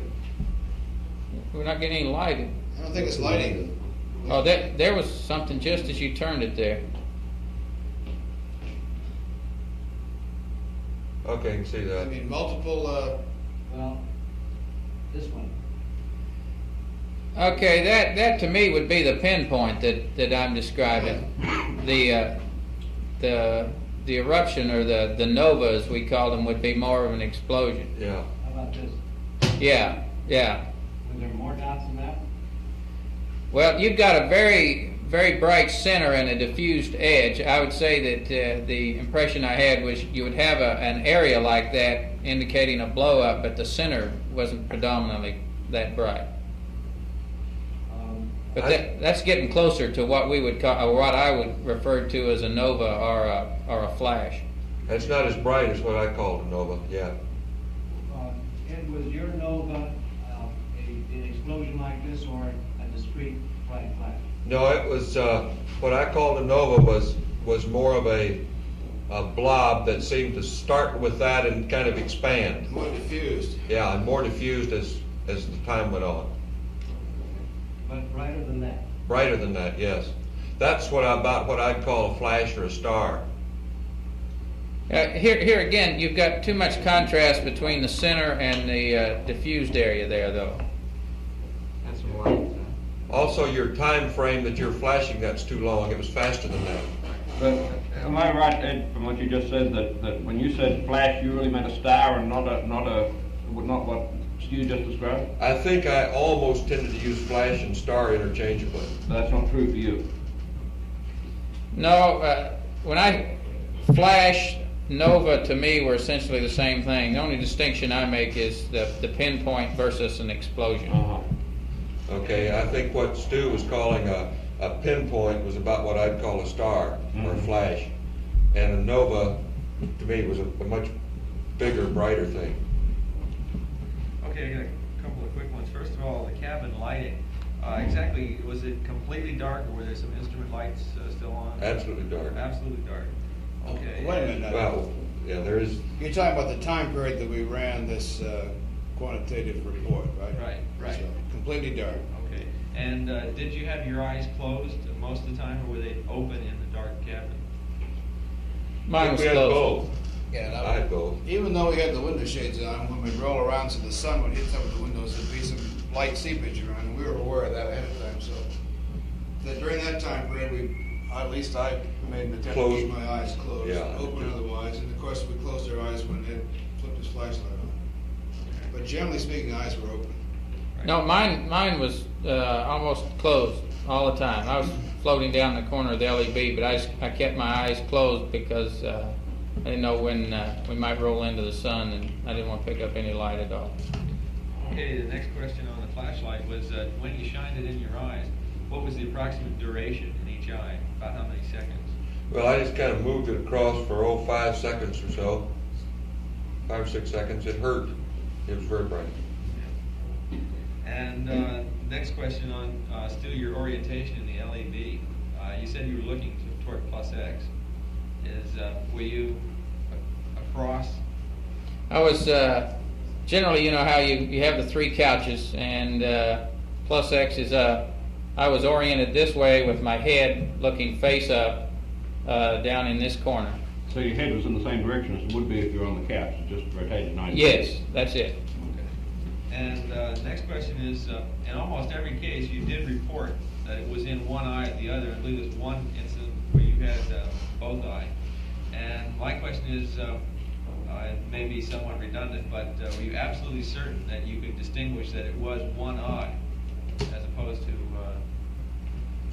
Yeah, I felt I was getting more in the left than the right for some reason. Well, in fact, you're all heavily biased towards the right on your reports. Really? Very heavily, like 3 or 4 to 1. I would have sworn that I was biased to the left. You had 12 right and 6 left, and Al, you had 10 right, 4 left, and of the ones you reported, Stu, you had 6 right and 2 left, and the rest were either no reports or both eyes. It was all very heavily biased to the right eye. That's very surprising. No, well, you know.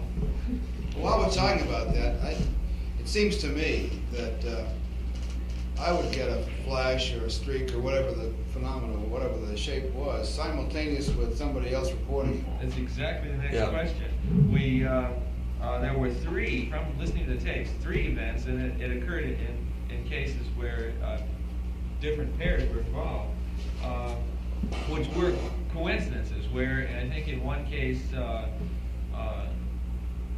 Ed, you said flash, and then Al, you said simultaneous with him. I had a flash in the whole right eye.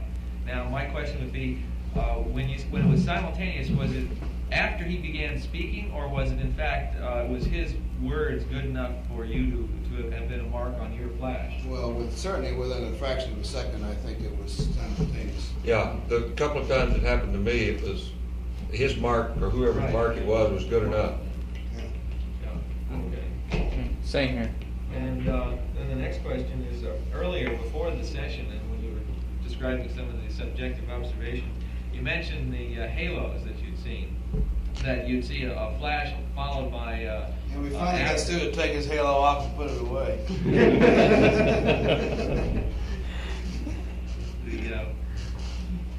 Excuse me, I'm sorry. Well, okay. Now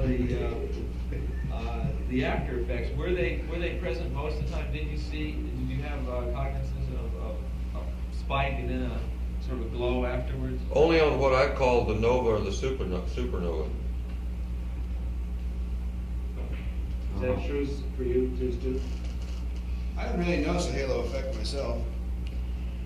I guess I'm not sure what we're calling the halo effect. You mean a diffused brightness? More like an afterglow than a halo. Did I call any of those? I sure don't remember it. No, I think Ed described it. Yeah, I don't think I saw any of those. Okay. And the other question we had was, do you remember making any observations in lunar orbit? I know there were no formal periods, but any just informal. You know, I thought about that on the way back, and I was so tired that night that I really don't remember seeing any flashes, but I didn't look for any either. So I guess the question would be, I consciously did not see any, but I wouldn't take that as a data point. Okay, that's fine. And then the final question that I have is, after our formal session, that was at about 191 GET, you then had a sleep period later on. Do you remember whether you saw any during that sleep period closer in? It's significant whether you're inside the magnetopole or not. I don't consciously recall, but I don't really recall that there was any night, except on the lunar surface, that I didn't, at some time or another, see some. You didn't see any on the lunar surface? I don't remember about the lunar surface. There was precious little sleep that night anyhow. Sure. So. Okay, well, that's all the questions I had. We douse the lights for a minute. While you're dousing light, I have one additional question. Did you get the impression that light flashes could have been within the cabin or definitely within your eye? Definitely within the eye. Okay. I want to get some idea about orientation and length of the streaks. Did you ever see anything that looked like this? No, No. I never did. You use the terminology of 6 o'clock or hours of the clock. Does that mean to you, when you say 6 o'clock to the center, about how long a streak is that? That's a hard question to answer. If you were visualizing something about, about the arm's length away from you, how long would you say your longest streak was? That long? You see my fingers? I'll show it on Let me describe it a different way. Give you it appeared to me that the things, I would say, were 3 or 4 inches away from my plane, whatever that means, and were a couple of inches long. Tell us what it means. Yeah, a couple inches long and 3 or 4 inches in front of you. It looks like this. Too long for me. There were 2 of them, I guess. See that one up above? The one up above looks better. Okay. How about this? Probably fairly close. Yeah, I'd say that's probably about as close as the longest one. See, I'm not sure what our scale is here. I'd rather say that if I'd consider whatever it may be, but the field of view of, say, my right eye, and take a radius of that I'd put a streak at of about a half the radius would be the average streak. Half or a little longer. Okay. You think, is there any way that you can associate this length of streak to what you said, Stu? Was it longer or shorter, or can you say? Well, it would depend on how big a circle I want to draw for my field of view. I saw streaks that long because with my eyes closed, I imagine a rather big field of view here in my eye. So I'd see streaks that long. One time you said you saw streaks oriented in a certain direction. Do you remember that? Which Yes, direction? the way you had it. Bring it on up that way. And Ed, what about you? Well, I think I had them from several directions, and I reported them as moving from one direction to the other at that time. There were several of them, though. How about Al? Any particular direction, up and down, left and right? I didn't notice any preferred orientation, and here again, I think I'd try to express the length of the arc of the flash in terms of the peripheral field. And if you're talking about a horizontal peripheral field as being somewhere in the vicinity of 150 to 160 degrees, then in some cases the light flashes would go across as much as 50 or 60 degrees of that. Yeah, it's interesting. Were the light flashes broken in the center? In some cases they were. In some cases I had the feeling it was 2 dots, one immediately following the other, giving the impression of right to left, or top to bottom, or bottom to top, or left to right. The point is, you see that the retina is so curved that if you draw a straight line, you can't get too long. You shouldn't be able to get too long a streak without breaking out of the retina again. You know, in the plane of the retina, because it's shaped like that. But it has some depth, does it not? If it had been any longer than that, it would just is on the retina. Can't hear that. Through a couple of portions. Can't hear you. It should not have been any longer than what I showed you if it just went through the retina as one track. But if it went through a couple of eyes, then you'd have the impression of a long streak. That's why we're interested in the character. I have one more about the cloud that you saw. This is a new phenomenon which we hadn't expected. Can you describe this lightning behind the cloud? I think it occurred, I reported it a couple of times, and it appeared, as I recall, to be down low on one eye or the other, and it was just a diffuse lighting. Any color? White, silver. If you were out in the country and looking at the horizon and there was lightning behind a cloud, was it like that? Except generally if you do that, you can see a streak behind the cloud. There was no streak, it was just a diffuse lighting. Simulator can look at that. We have a little gizmo that will simulate that sort of phosphene when you get out of quarantine. Maybe have a look at it. I have one last attempt to try to do the cloud here. If you douse the lights a minute. Good show. Hey, still wet. Was it anything like that? I didn't see it. It's pretty dim cloud, all right? Hey, I'm not dark adapted, I still don't see it. I haven't seen anything on it yet. Okay, well, forget it. Okay. But what you're trying to describe is just what we used to call heat lightning as a kid. Yeah, this is general diffused light. Yeah. You didn't see the relief of the cloud, did you? No, not necessarily, no. It's just a blob of light. The one final question, we did voice up to your question about whether you noticed any other sensations besides flashes, which was the reason for asking that was that if it was, did you feel any tingling or find yourself twitching or hear anything? And the reason for that is that if it is an interaction back in the brain, then your other senses are just about as sensitive as your visual sense, and maybe you should feel something, but you never noticed anything. Didn't notice it. Didn't notice any sensation. There's two things to think about. Did you notice your thumb itching or your lips twitching? In particular. In particular. No. Never look for it either. Well, it's, these are suggestive questions, and the fact that you say no is significant. You can press on with different parts of the anatomy, you might get a yes, but it has nothing to do with Well, those are rays. the two biggest cross sections for.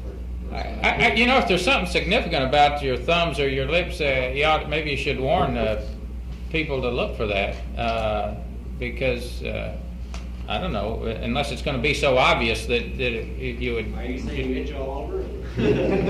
Well, sometimes you might think you should be, feel very comfortable. Okay,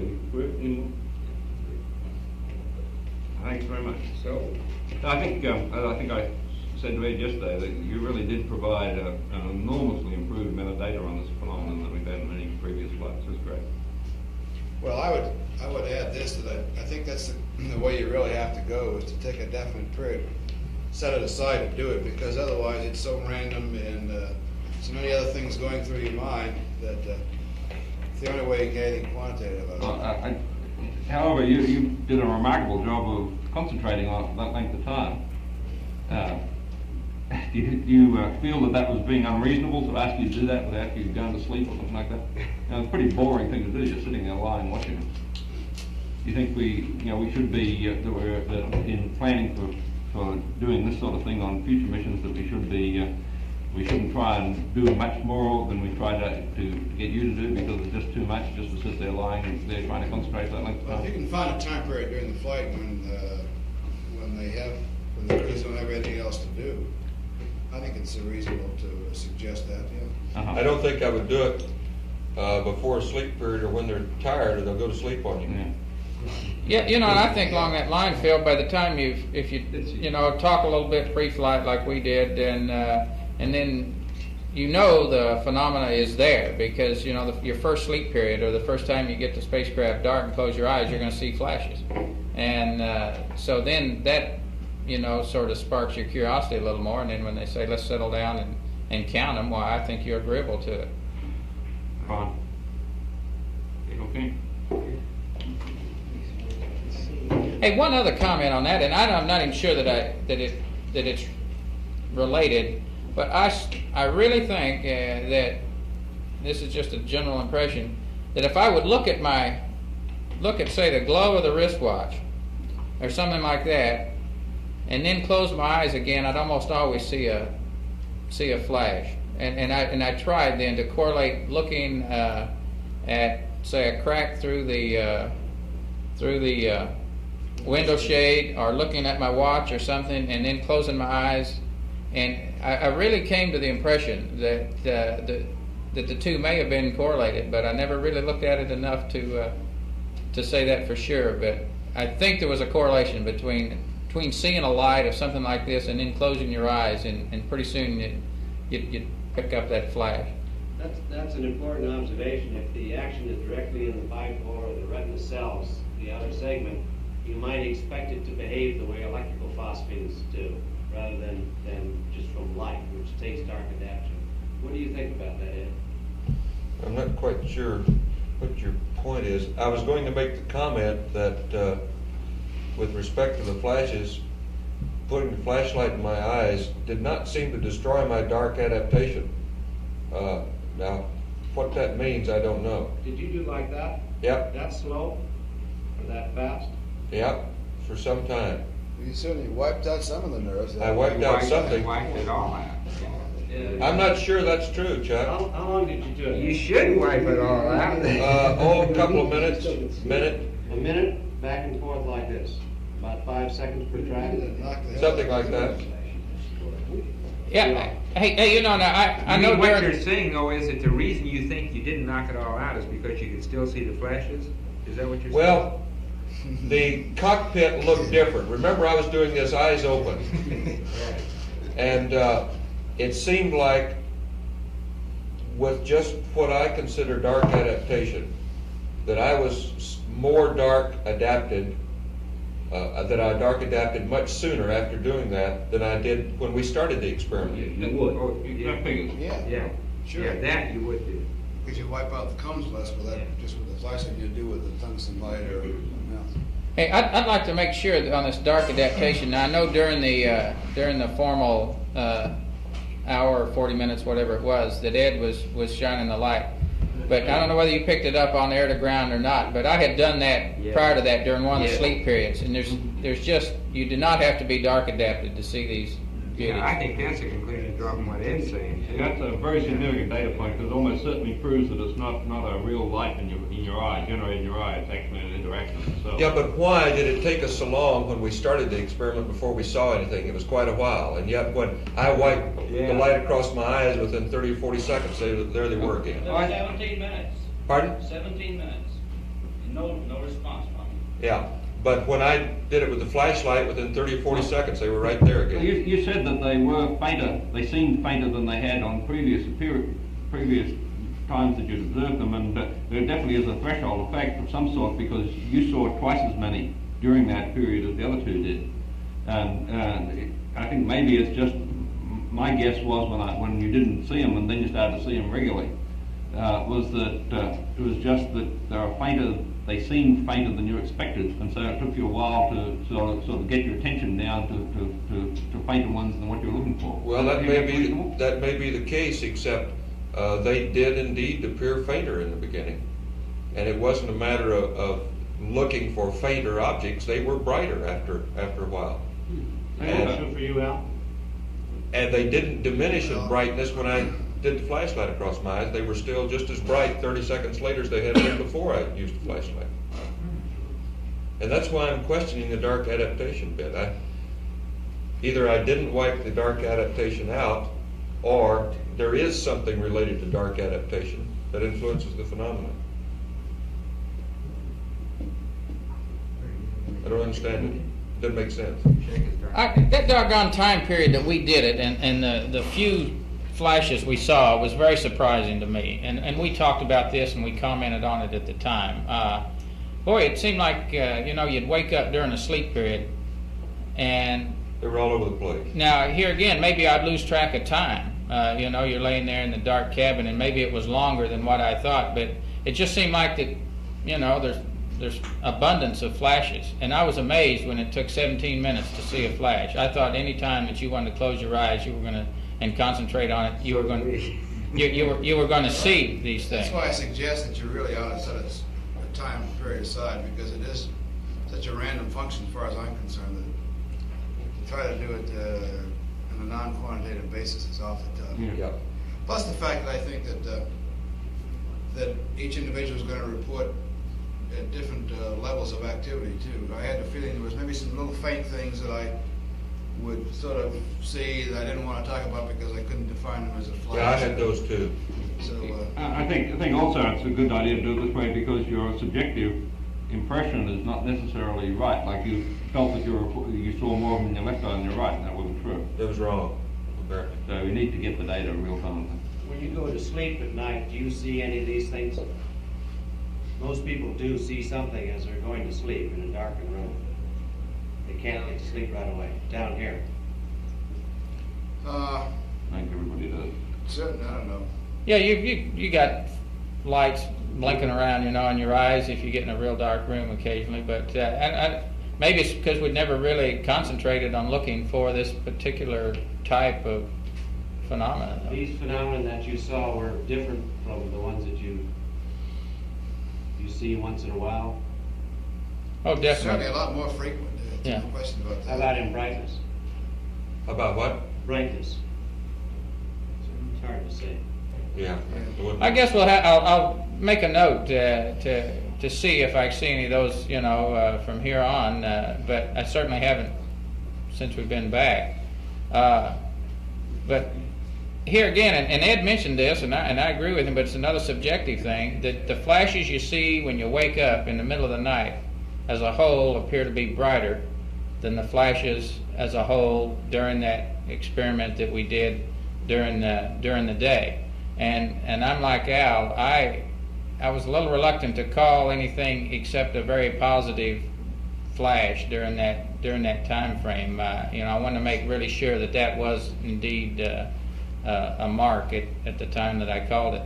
But those that you saw during the middle of the night appeared to be brighter, and like I say, appeared to be more of them. But here again, you know, you may lay there for an hour and you think it's 5-10 minutes or something. I don't know. Maybe you lose track of the time, but it's a subjective thing. Ed saw one blue flash. Did anyone else see color?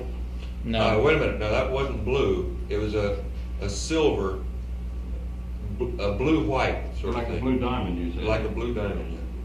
Was that the brightest that you saw? I don't recall it was the brightest. No. Has anybody been hit in the head and seen stars?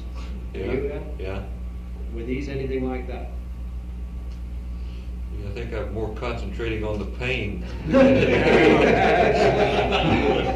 When you go to bed tonight, if you went in a dark room, if you just knuckle your eyeballs, you should see flashes, and it might be worth trying that to see whether they look like the same sort Yeah, of we cry a lot in here. Okay. No, I'll say, you know, if you can get the next cruise interested, Phil, you know, it makes a great topic of conversation, and, you know, during the flight you got nothing else to talk about, you can talk about light flashes. So, you know, I think if you get the crew's curiosity aroused, why it's a good deal. Well, I think the interest, the pressure on the subject which is built up is such that there will be some formal experiment on 15. It's probably the way to go.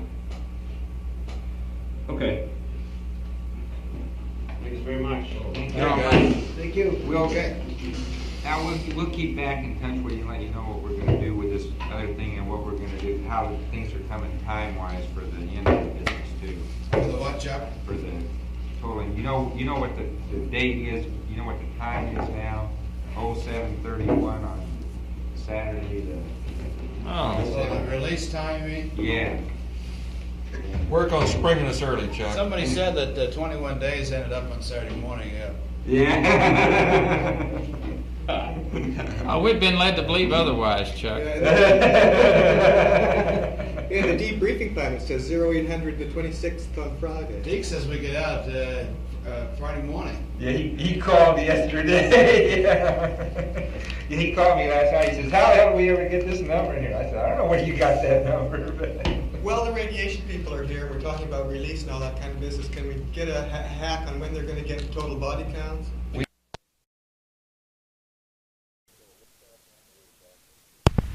We're picking up at 12-0 liftoff rendezvous and dock. And again, where things went nominal, as per the checklist, we're going to get the lunar surface checklist yet. Absolutely. Okay, we're going to say so. 11 power up and launch prep went well. We did not do the P-22. And everything else just went as advertised on the LEM. She came up and powered up beautifully. Anything in there that's worth going through?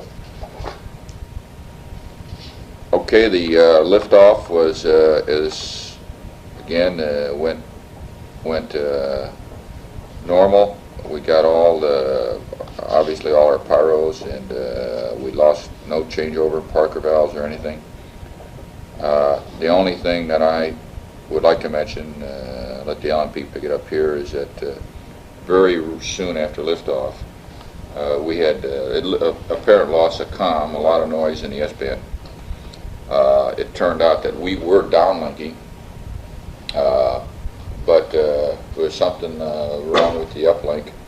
So the CDR watched most of the guidance and could call out in the blind altitudes and goes and what have you as we pitched over and pressed on up. But for about the first 2 or 3 minutes, I think the lunar module pilot had to concern himself with trying to get comm back.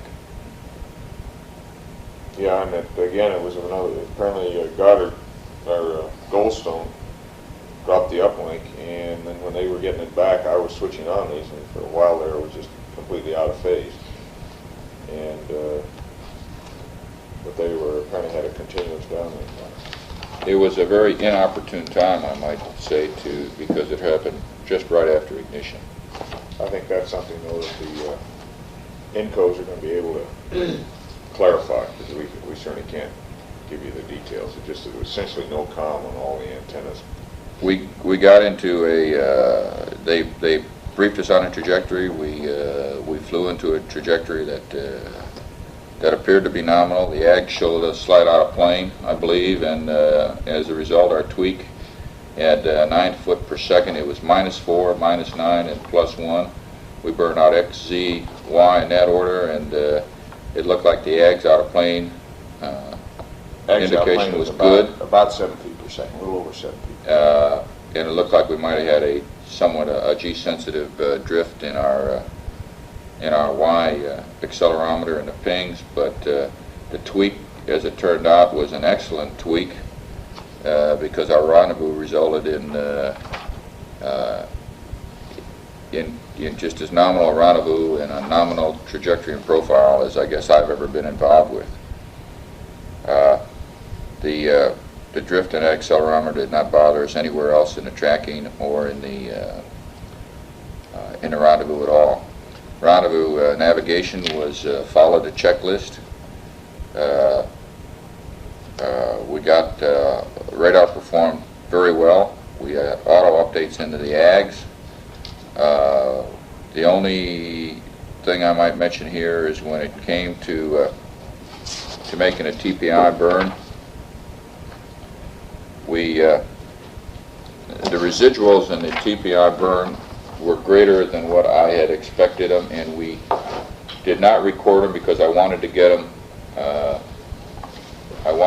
them nulled out just as soon as possible. But they were, and I don't know the tenths, but they were -7 in X, and then they were 4 and 4, and I'm not sure whether they were plus or minus in Y and Z, but they were. The point I'm making is they were larger than I had expected. They were -7 and a 4 point something and a 4 point something. We reduced those to less than 0.2 of a foot per second, and from there on continued to plot right through the mid-courses, right up the pike on a nominal trajectory.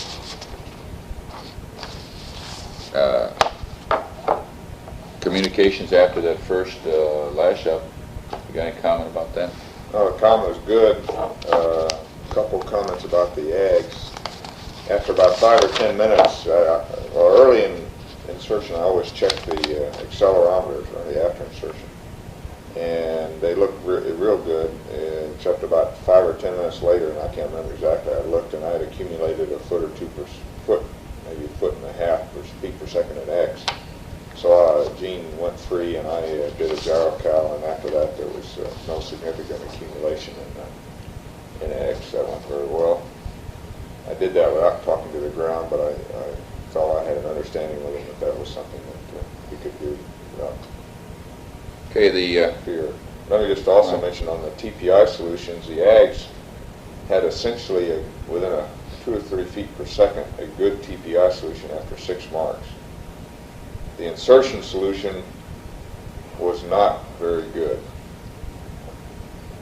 It was off by a number of feet per second in X and even more in Z.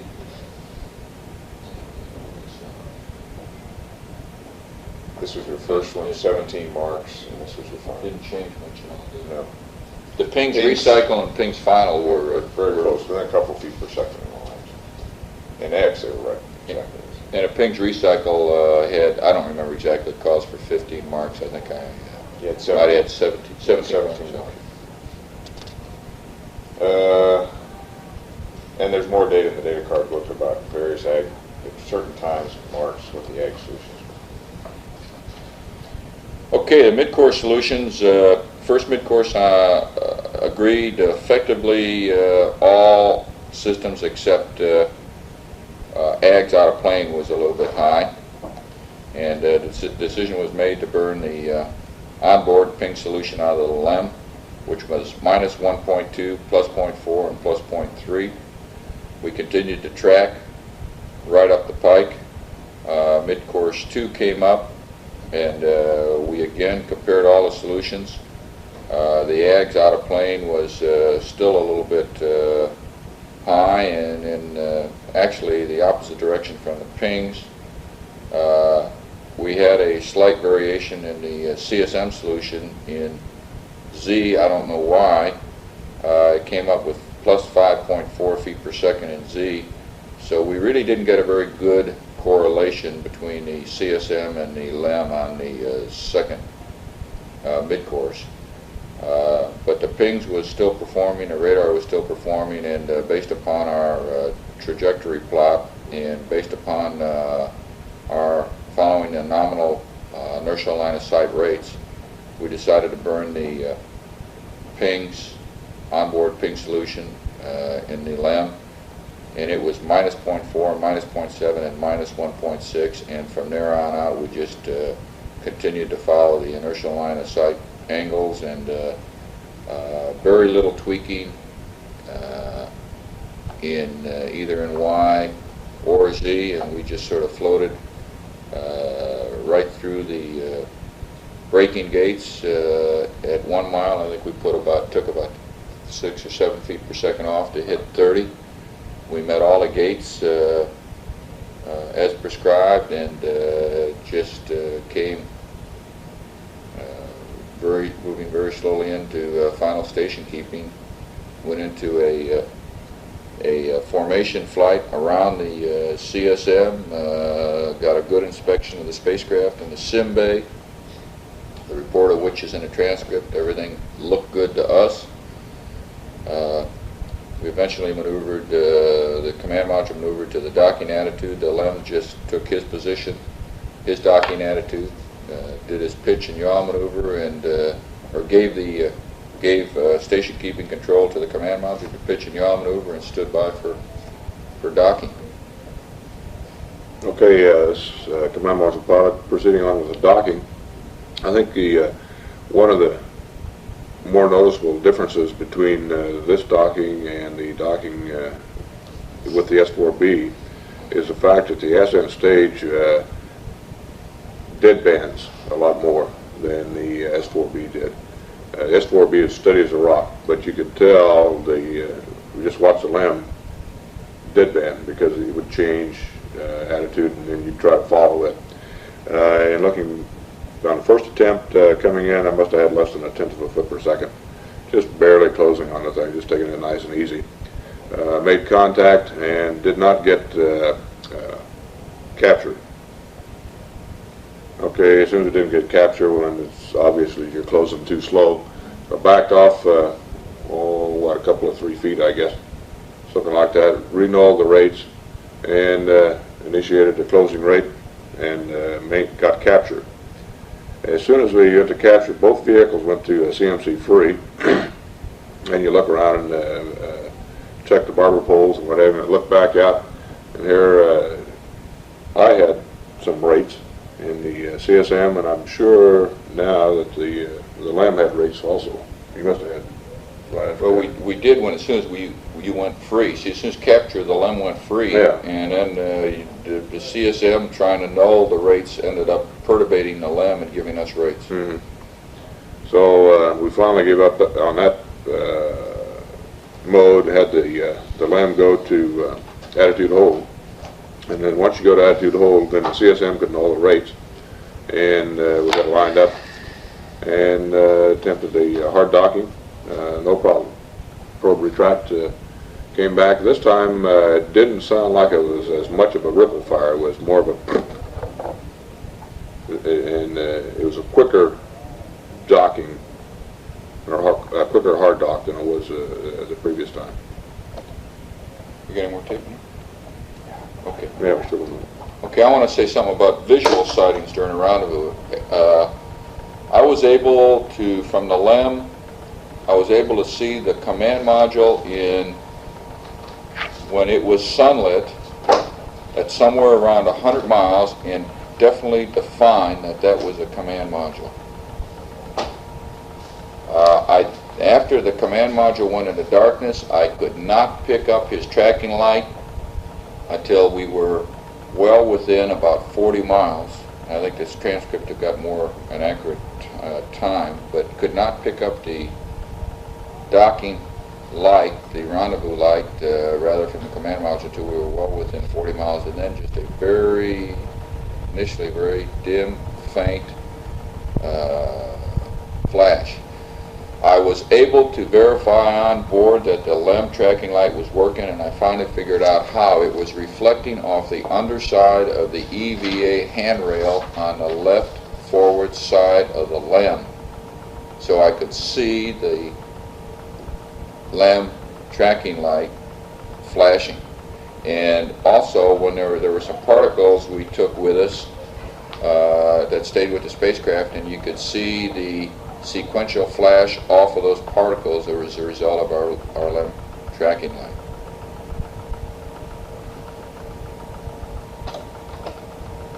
Okay, this is the command module pilot. I've already mentioned in section 11.0 about the visibility of the lunar module through the optic. I got down here. Let's see. Anything else to add about photography and television? The photography on the LEM, we'll just have to wait and see how it turned out. I took a lot of footage. Actually, we put it on not only the Ascent mag, but we put it on another mag. We had part of the mag built. So, and that includes the sim bay. Right or wrong, we did have a Hasselblad on board, so we have a lot of Hasselblad photography, the rendezvous, and some lunar surface stuff in the process of it. Okay, post-docking check, we're going to 13.0, lunar module jettison through TEI. Post-docking check and pressurization. Well, first of all, I guess you said you had every latch made this time, right? Every latch worked on. All 12 docking latches worked. Okay. That sounds like there's something to do with the mass of the other vehicle involved here. The general comment I want to make about the post-docking operations is that throughout the rendezvous, both pilots in the LEM kept their helmets on for dust, keep the dust out primarily. The commander took off his gloves almost immediately after insertion and flew the entire rendezvous that way. You took yours off sometime later. I kept mine on after we'd done a lot of transfer. I can't remember exactly. Kept your gloves on too? You kept your gloves? Okay. After insertion, I did most of my pre-insertion work with the gloves on because I didn't want to take the time. I want to get that initial ag solution, and I could get that fairly rapidly with the gloves. And I didn't take the gloves off until maybe 10 or 15 minutes after insertion. But I kept the helmet on all the way through most of the transfer, just to avoid breathing the dust because I'd had the irritation, sinus irritation on the surface. And the commander kept the helmet on throughout the rendezvous and docking. I took my gloves off after insertion and left them off. Now, when we started getting prepared, as soon as we were hard docked, the commander took off his helmet. And as I look back at that, because of the dust debris in the LEM spacecraft, I'm sorry I did it. I could have left the helmet on, and I would have had a lot less, not troublesome, but it was just eye and mouth type of irritation. You knew you were in a very heavily infiltrated atmosphere on the LEM because of the lunar dust. Although I don't know how much lunar dust previous flights had, but I think we saved a great deal of grief by sweeping all the dust we could find on the floor into the holes and putting our tape covers over those holes. I think that had to help a great deal because there was an awful lot of dust on the floor that we didn't see. So Commander had his helmets and gloves off throughout the entire transfer. Basically, the way we handled the transfer was the way we had planned. I think the LEM pilot did most of the preparation of the gear in the LEM, and the commander stayed in the tunnel and passed things on, and the inventory was going on the command module side and on the LEM side both. We vacuumed each other's suits the best we could, and everything else that got supposedly transferred unbagged or uncovered. This is the LMP, and in spite of the CMP's comments to the contrary, I think we got things remarkably clean, and there wasn't an awful lot of dirt in the command module coming back. Really was. Oh, that's true. I didn't want to leave that impression. Okay. Contrast, he may have thought it was dirty, but I was surprised we were able to keep the level of, pardon the expression, contamination of the command module down. That atmosphere that the commander was referring to in the LEM after he took his helmet off, I could go halfway through the tunnel and stick my head up into the command module, and it was a totally refreshed, unpolluted atmosphere up there that never did get polluted. I think having that vacuum cleaner running in the LEM had a lot to do with keeping the flow in the other direction and filtering out the air. I did too. We never did vacuum in the command module because it just wasn't necessary. It wasn't necessary to vacuum in the command module at all. And the suits were noticeably cleaned by the vacuum cleaner. You could tell you were pulling stuff off of them, although they were still dirty, and every other subsequent time we handled them, we got our hands dirty. But I think most of the pre-dust was taken care of. We effectively stayed on a transfer list. I say effectively throughout that transfer. However, some things got transferred out of order and got temporarily stowed in the command module, but we effectively used the transfer list as not as a cookbook, follow recipe type of thing, but as an inventory list. And we inventoried it several times from both ends and found out that we were satisfied we had everything transferred, and then pressed on with the LEM closeout. LEM closeout went nominal. We got back into the LEM, or into the command module, and the commander closed out the LMP closed out the LEM, and for convenience, the commander effectively went back and closed out the LEM hatch, put in a command module hatch. Because of the slow tunnel vent, or the long duration of tunnel vent, the commander stayed in the tunnel, the LMP in his seat and the CMP in the left seat. We suited up and got prepared for our integrity check, and as soon as the LEM tunnel vent was complete and we were satisfied with integrity of the hatch, we went into the suit integrity checks. Yeah, this is CMP. Let me make another comment on the tunnel vent time. I'll bet it must take, and I'm not sure this is correct, but I bet at least 3 or 4 times longer than the simulator is for the tunnel vent move. And I think that's going to be applicable to Skylab because of their docking. They're going to have to vent before they undock. It took quite a while. But tunnel closeout was easy. We had no drogue and no probe, which were stowed in the LEM for LEM jet.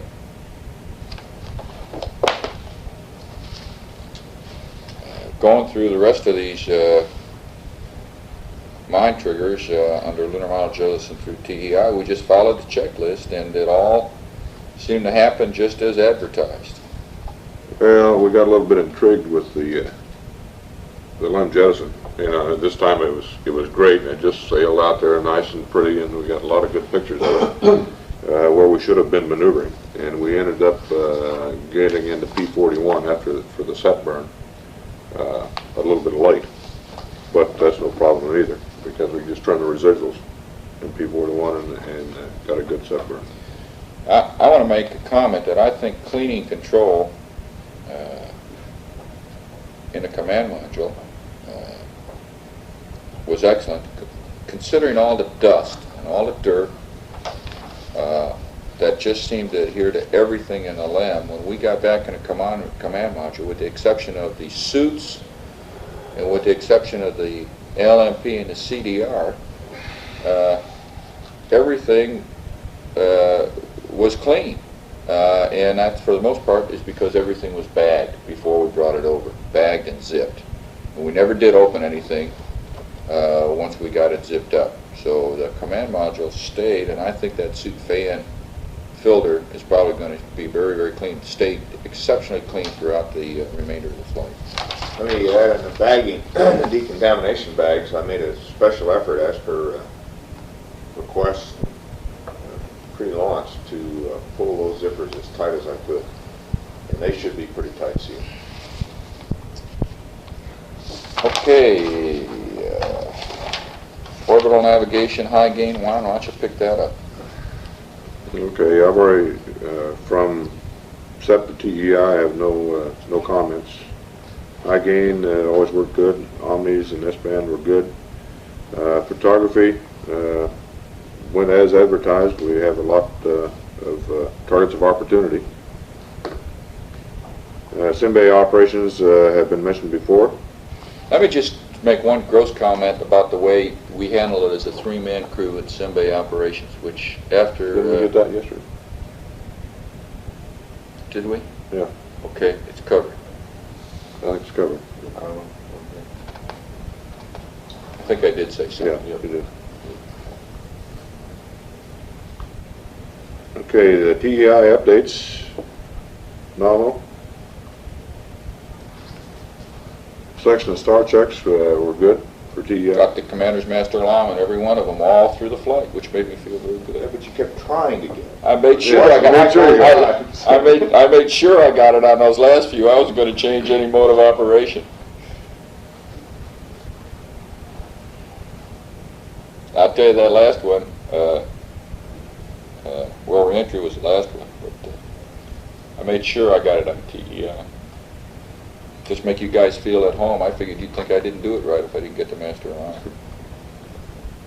The TEI half G, or whatever we were pulling there,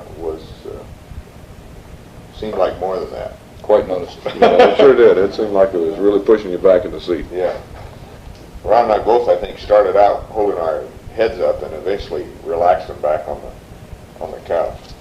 I guess we must have had the spacecraft pretty well stowed or tied down, because as I briefed the CFP and LMP, and as I recall those kind of burns back in Apollo 10, lots of things start moving through the spacecraft and find their due on the aft end of the spacecraft because of the G-load.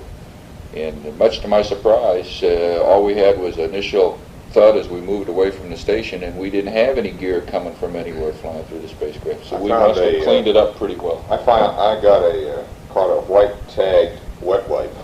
A white tagged wet wipe. But other than maybe one or two of those things, in looking back, I would have expected more gear to come from somewhere, but we prepared for those burns pretty well.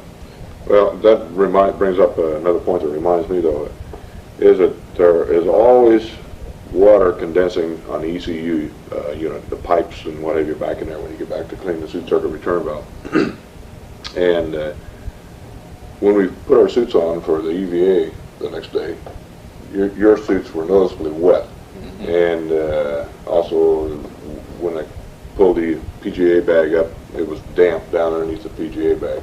So I think as a nominal procedure, we should have, either after the burn, probably before the burn, made sure we wipe up the water in the LAB somehow to do that. I wasn't really aware. Our suits were damp when we put them on, but I was not aware. I could look down there, and I could not find any real water down in the down there. Except on ECS. Yeah, on ECS, there's always water down there in ECS, and I just assumed that's where all that came from.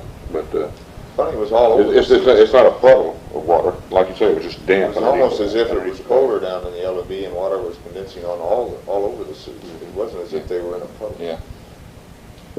Okay, I think that covers right on through TEI. Let's see. Yeah, the one thing I want to mention on TEI is that, again, the simulator is set up such that in the roll deadband, it goes over to one side of the roll deadband and just kind of stays there. And during the TEI burn, it was bouncing back and forth from one side of the deadband, throw over to the other side of the deadband.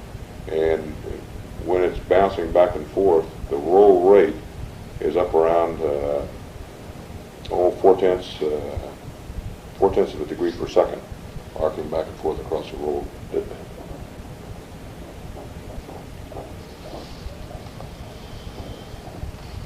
Okay, 14.0 Trans-Earth Coast, and the thing that I just realized we've neglected to say anywhere about systems, I'd like to mention chlorination at this point in time.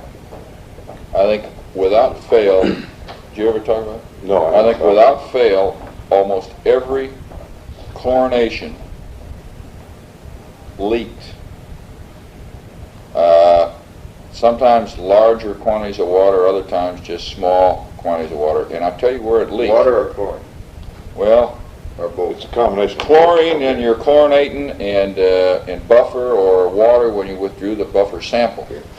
But where it leaked appeared to me to leak within the ampule itself around the bag, because it was the chlorine, the cylindrical chlorine dispenser that was continually wet. It was not where the dispenser fit into the needle, or where the needle adapter fit into the spacecraft. It was within the barrel chlorine dispenser itself, and we continually, chlorination was a case of always cleaning your hands with chlorine, because you always had it available down there within that dispenser, and in some cases you had larger quantities of water that had to be wiped up with a tissue. That plagued us throughout the whole mission. It turned out not to be a serious problem because we learned how to handle it, but that was one system anomaly that never had really been brought out. Okay, let's see, CMP, let me amplify that a little bit. In 2 cases, I'm almost positive that when you put the thing on in the bayonet fitting and crank it on there, it did not puncture the ampule itself. And the reason I believe that's correct is that when you start to crank the outside of the cassette down to push the chlorine into the water system, it was very hard to turn. And if you tried to force it, you could force it on down there, and I'm sure that's a good way to break an ampule on the thing. And if you take it, I just in 2 cases took the bayonet fitting loose again and put it back on there, and in both cases then you try to squeeze the chlorine out of the ampule into the system, and it would turn easier. But it's still hard awfully hard to crank that thing down.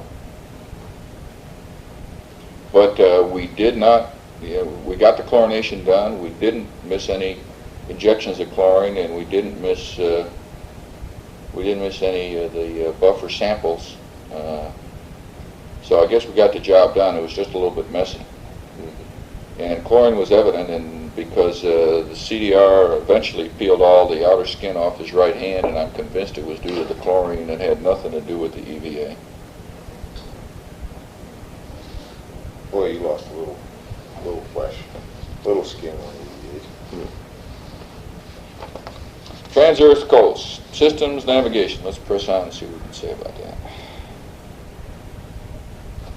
Do you want to have lunch, Dave? Okay, well, let me see how much Trans-Earth Coast we got to do. Let's go through up to the CSM EVA anyway. Okay. Okay, Trans-Earth Coast, the first thing I want to mention is passive thermal control was at what I would call unusual latitudes because of the UV and IR requirements. Now, these unusual latitudes did 2 things. They required us to remaneuver the spacecraft several times and enter and exit PTC several times, which in itself was not a problem. It was just additional coordination. Coincidentally, most of these particular PTC attitudes were within 30, certainly 45 degrees of gimbal lock most of the time. So we were looking at the red apple good portion of the trip home. But they also, some of those attitudes where you actually were not in, we were in attitudes and or PTC at these relatively unusual positions, change the equilibrium heat load on the spacecraft. You could see it in RCS, quad temperatures were all right, but you could see it in helium package temperatures. And most notably, you could see it on the change in condensation from the tunnel hatch to the forward hatch. The tunnel hatch eventually, for most of the way home, ended up to be very dry. And about the second day out on the way home, the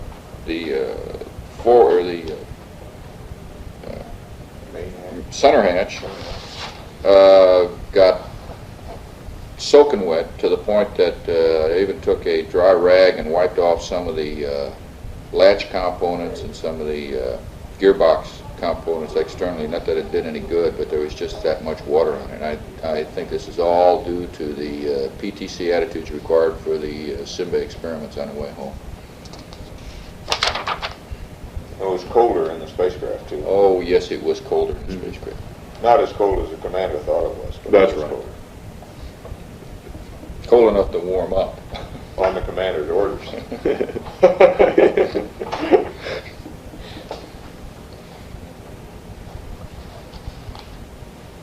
And I just mentioned we warmed it up with the ground suggestion of an extra inverter and going to manual on the temp in. I think we discussed that yesterday. Ron, all your rough snap changes, your torquing, platform torquings, all those went very well, I thought. They went great, really well.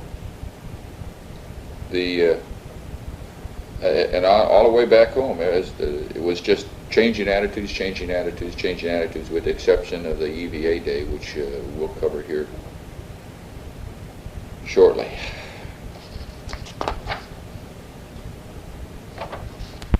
CSM EVA. Okay, on EVA prep, I think the only anomaly we came across was the CMP's, well, let's see, on EVA prep, but we really didn't have any. We didn't know anything at that point. On the, I was going to say on the CMP's compare.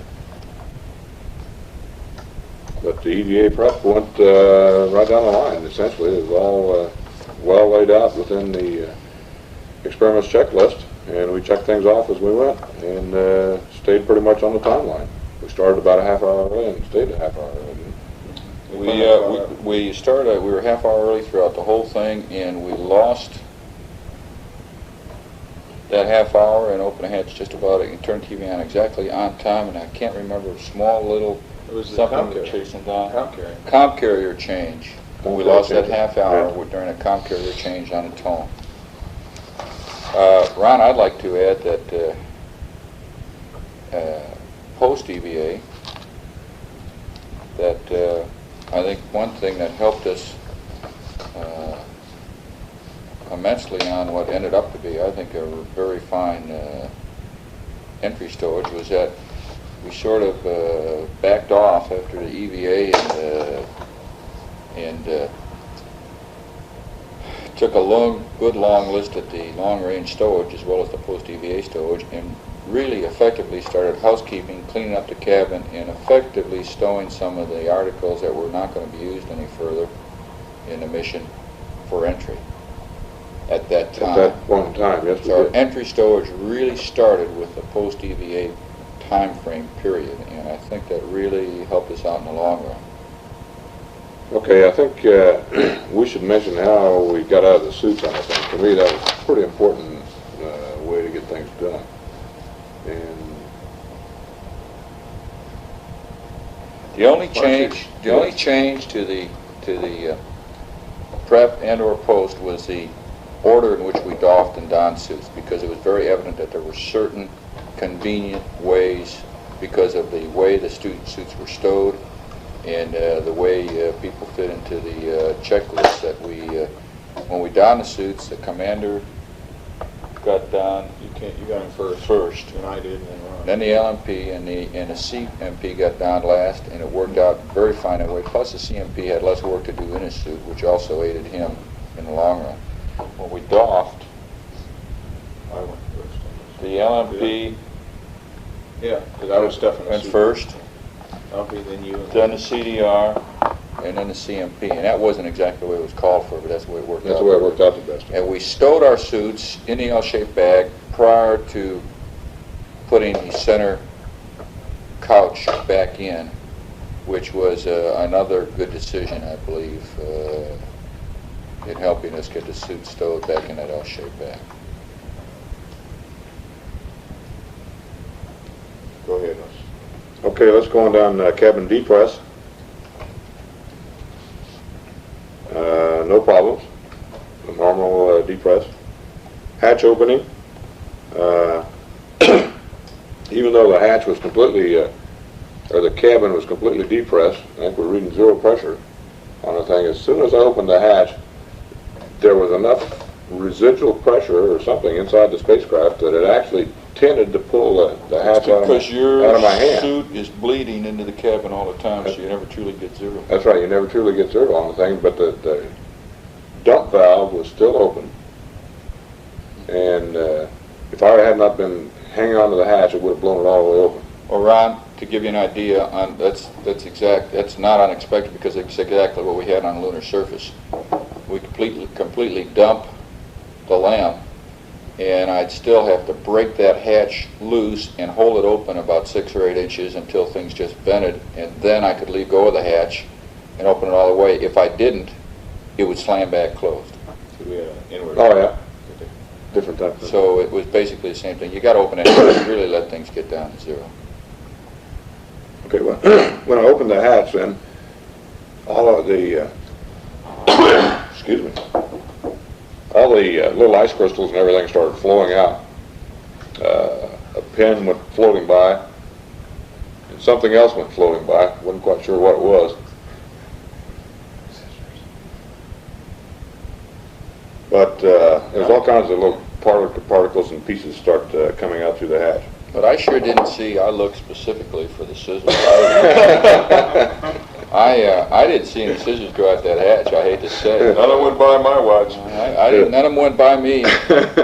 Ron, I'd like to say that they went out the hatch, but I sure didn't see them go. Sure, you didn't see them go by? I didn't see. I caught the one thing and started to go by me, and we put it in your pocket. You got it.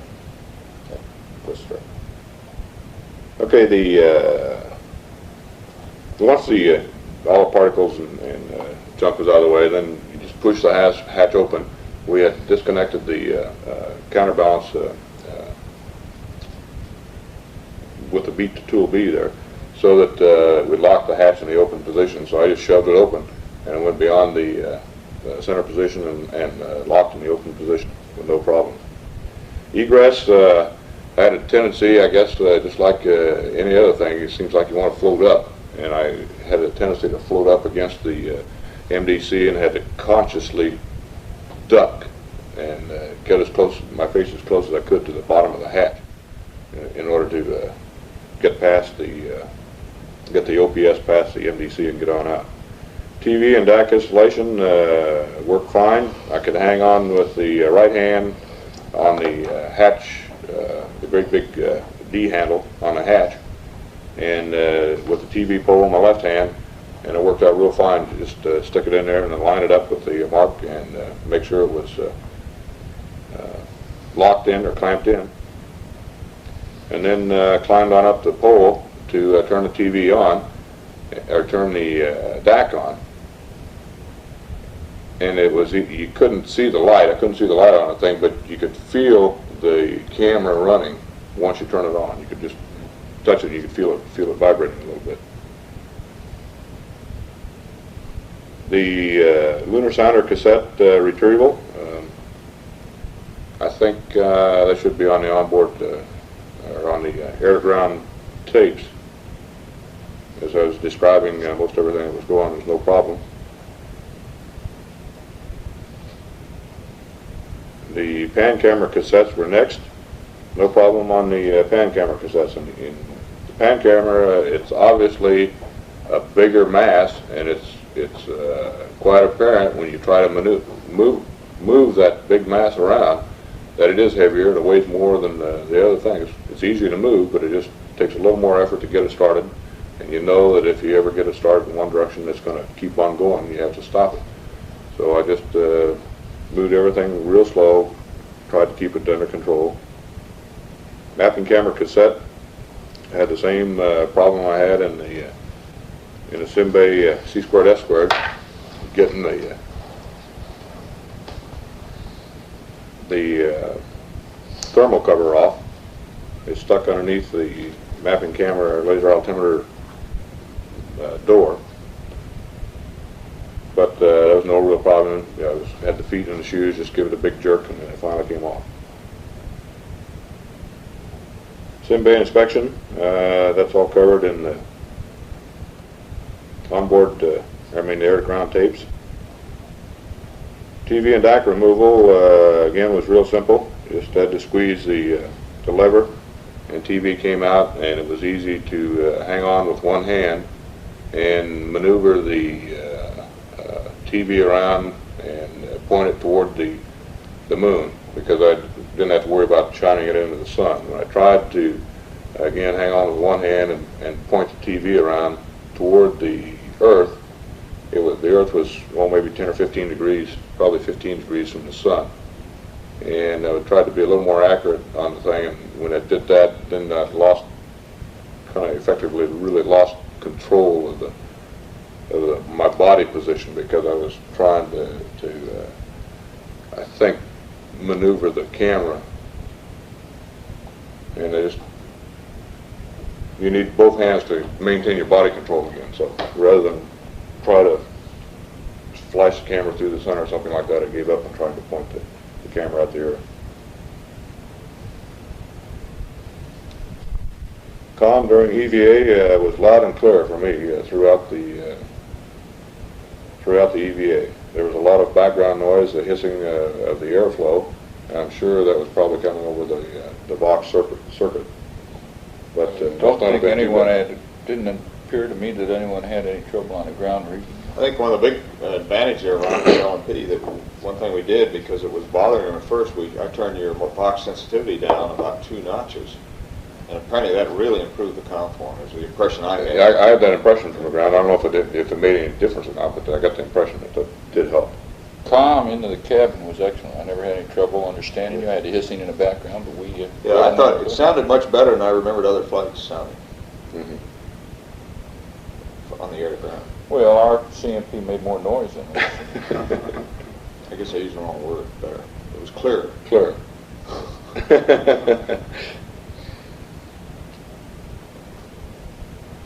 Ingress seemed to me like it was easier than the egress. Yeah. For some reason. Hatch closing was harder than I anticipated. And I guess maybe this is the same reason, is that I must have been exhausting into the cabin all the time. And just the hatch would come closed to within about an inch of closing on the outer edge, and then it took an effort to pull the hatch closed so that you could activate the latching handle, so that you could get the latches over center. Of course, once you got the first stroke on the latching handle and got the latches over center, then it's real easy. Just a couple more cranks on the hatch closing. Cabin repress was nominal. Let me add my comments here. This is LMP. All I did was work in the hatch area, and I want to emphasize, I think what everybody has always said, is that you do your best work when you take things slow and easy and just let yourself move yourself in small increments to where you want to go. You can turn and dip and raise yourself up. And I think it's also useful for any cabin hatch or port operations to have somebody else available to push you out on your tether as far as you want to go, or pull you in. It just eases the operation. Gene was doing this occasionally for me.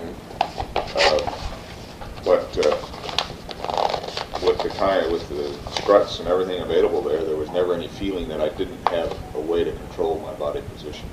Sometimes it took a few seconds to get it where I wanted it, but it was clear. The one thing, invariably, every time I went back inside, I had this 90-degree disorientation feeling for a few seconds until I got the perspective of the cabin again and said, okay, that's right. And I get back in, and then I'd go back outside, and I come back in again, and then once again it seemed as if the cabin had rotated 90 degrees to my perspective.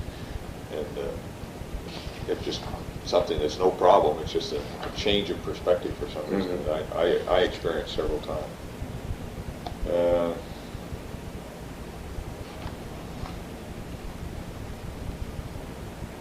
I guess the biggest problem working in that angle for me, sun angle or attitude, was I had the sun full face. You had the sun in your eyes most of the time. And so it made it hard to look in detail and see what you were doing. You were clear image. You were there, and I could see every major operation do it, but if I had to specifically see details, it was... Oh, I know. One point I wanted to make also was that I had no awareness whatsoever that I had an umbilical on my back. I never got the feeling that the umbilical was tugging on me, restricting my movements, or anything. I didn't even know it was there. And did you observe at any time, did the umbilical ever get tangled around my feet? The umbilical was easy to tend, and I frankly don't remember a single time when I had to clear it. There may have been one. Somebody have a vague impression that one time I asked you to hold up, or maybe I didn't say anything. I just moved it away from a handhold or something. But the umbilical was very didn't tend to snake around, and it was you seemed to have everything you needed on it. It worked out real good. I didn't even know it was there. I guess that's the point I was making. Is that really being tied to the umbilical does not restrict your movement or give you a feeling that it is restricting your movement at all. Suit doffing and storage, I think we've already discussed that. This is continuing on the EVA part of it, but this is a different section here, suit doffing and storage. We've already mentioned the suit doffing and storage. The light flash phenomena, three of us were blindfolded for an hour and never saw a light flash. That was the second round. The second round, on the way back, and transverse. Eating, resting, exercise, and comfort. Let me add to the light flashes, LP, that that evening, I guess it was, I did see them again, falling asleep. So. I did too.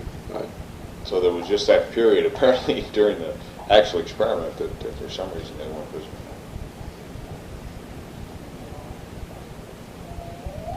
I think we've discussed the eating, resting, exercise, and comfort already. Cabin atmosphere. The one thing that I don't think we've ever mentioned yet, and I think should be noted, is that we never really utilized the waste storage vent to get rid of any odors out of that waste storage compartment. And if you kind of drifted over in that area, it was always apparent you were in that area. If you got real close to it, I thought it was. I never noticed. I guess maybe I did when you opened the door. That's when you really noticed it. The cabin generally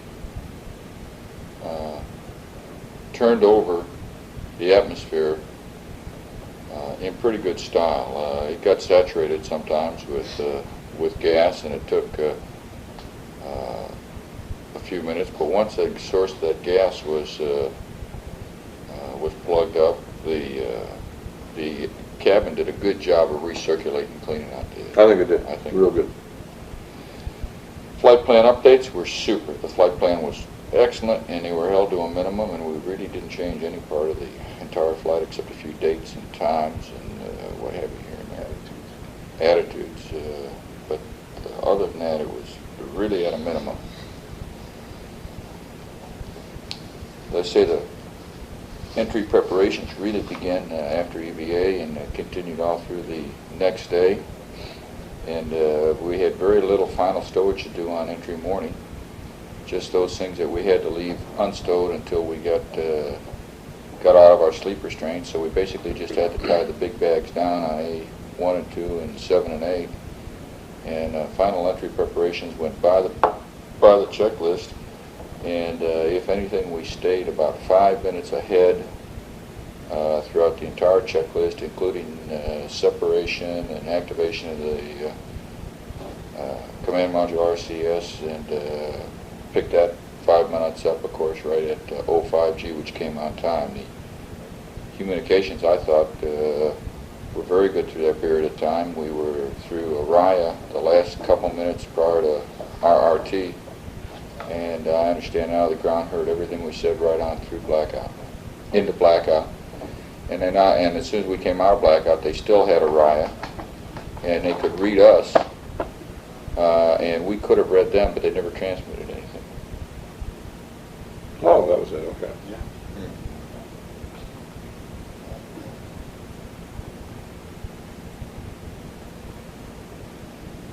I'm running out of tape here. No, I can't think of anything else. Well, on the corridor checks, so we got Horizon and Moonset, right? Yeah. Without any, with problem of looking, but... But we had them all, and they all were within seconds of the actual time. They were all within seconds, and you know, in this CMS, I'd always look for the 2G when the corridor light would go out, though. I didn't even notice it in the flight. So I must have been, I was either watching something else, I must have been checking the EMS or the...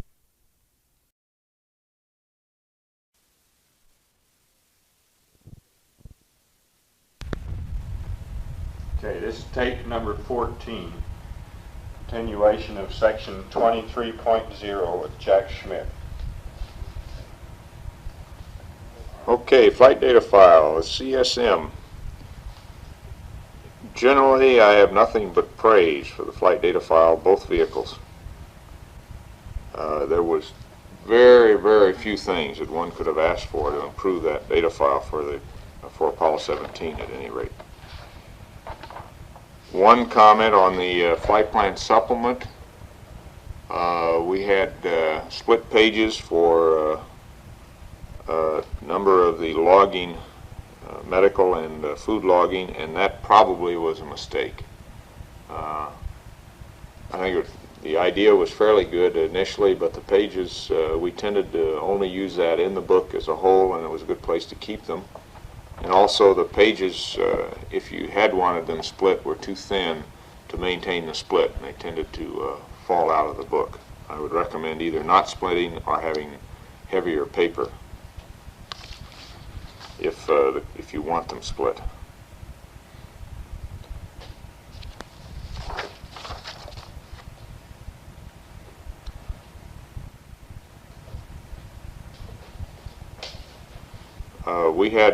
I had an extra cue card built for panel 229. I think it was an excellent card that summarized the circuit breaker functions both on 229 and on panel 8. Because we had no systems anomalies of any significance that would relate to that card, it was not used, but I would strongly recommend its availability, if only for training, during SIMS. It's a good quick review of what you lose or retain for those two panels.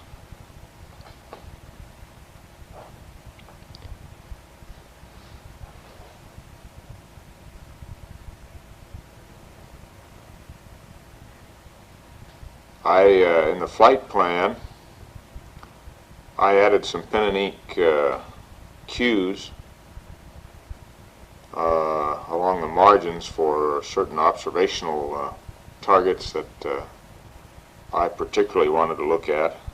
These are independent of any experiment, designated experiment, and I entered them as a function of time, and that seemed to work very well for me. I think it had that kind of thing as an individual preference item.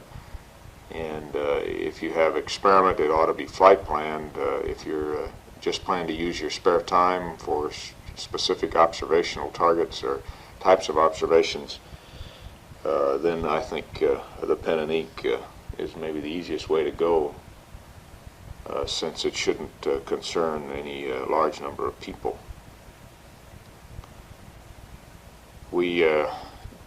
Gordy Fullerton fixed up the circular orbital cue card for me with a similar designation of craters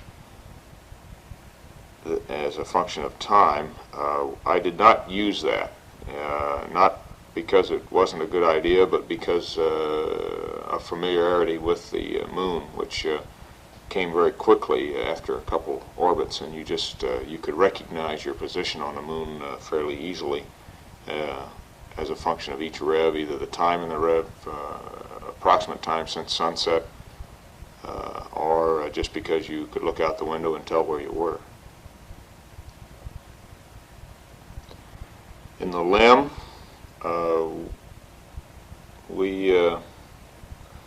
the same comments apply. I think all the flight data file items were excellent.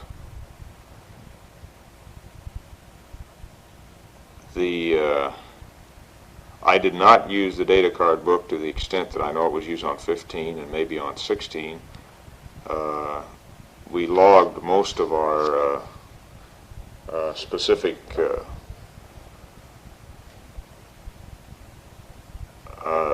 items, such as alignment data and comparable kinds of things, in the checklist at the point where they were collected rather than in the data book, and this did not seem to raise any difficulty at any time. The cuff checklist we've talked about, I think, in the surface items. I thought the cuff checklist was excellent. I think we did the things. We had the right kind of photo maps in there that were useful for reference where we were around a given station. I don't think we used them as much as I had anticipated using them, mainly because navigation was no problem, and the points that we had selected pre-flight were excellent points for investigation, and there was no need to try to decide on alternative points to try to study in the vicinity of a given station. The list of items to be accomplished at each station are really, they were mind joggers to read at each station. Were not as used as much as I thought they would be initially, but I think that was mainly because we both, at least I, had become so familiar with the items that each station was in itself easy to recall as a result of having created the checklist. So checklist turned out to be more of a learning item rather than a reference item for use on the surface. I wouldn't have done it any differently, however.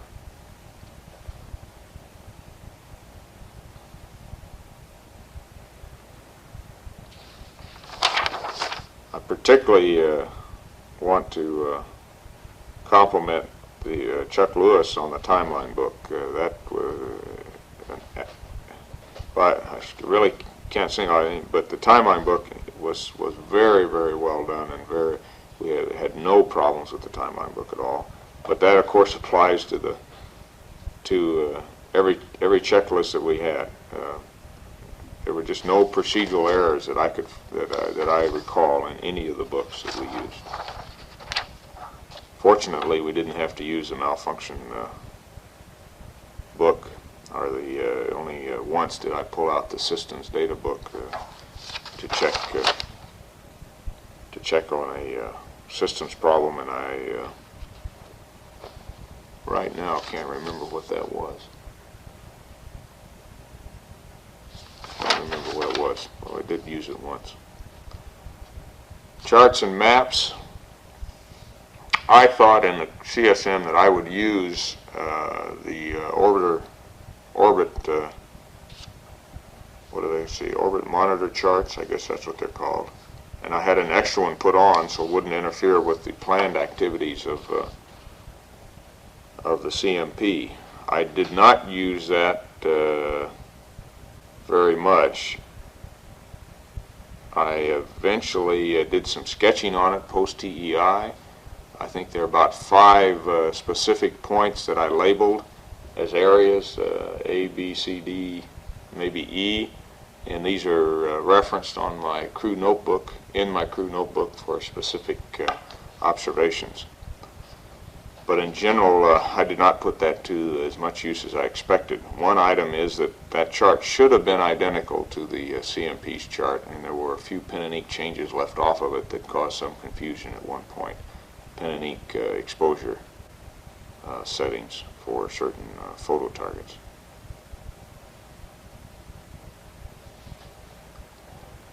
The CSM lunar landmark maps that the LMP had added in the rear of that book, again, were not used. I really thought I would use those, but in the you became reluctant as you were observing a specific point or area, target, say such as Gagarin or something like that, to take time out to sketch on the photo.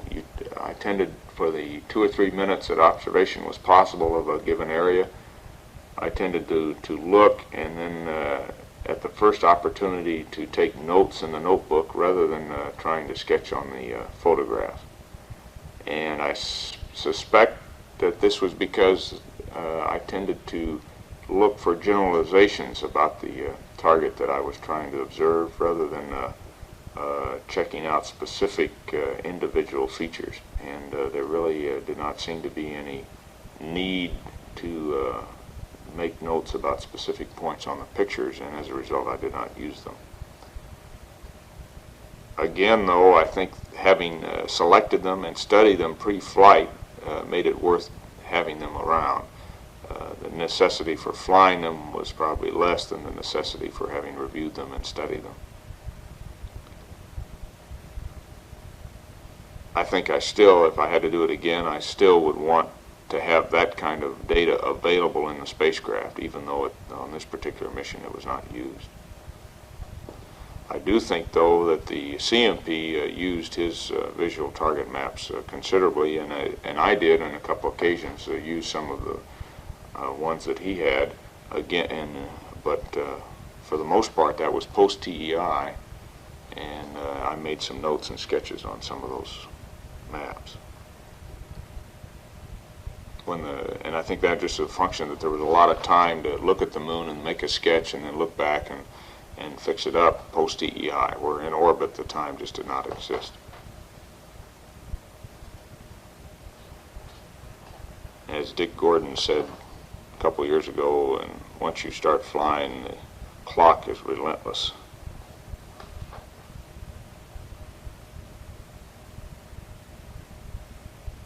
Okay, general flight planning. I was not very closely involved in the flight planning. Ron sort of carried the burden of that for both Gene and myself. The flight plan was excellent. We had no problems with it at all that I'm aware of. Tommy Holloway and his people are to be complimented on that. The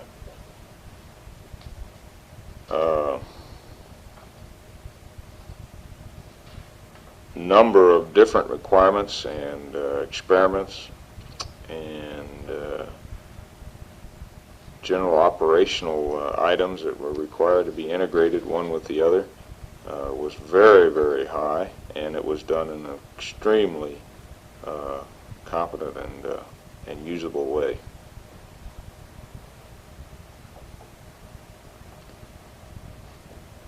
And I can't think of anything that I would change in the way the flight plan was written.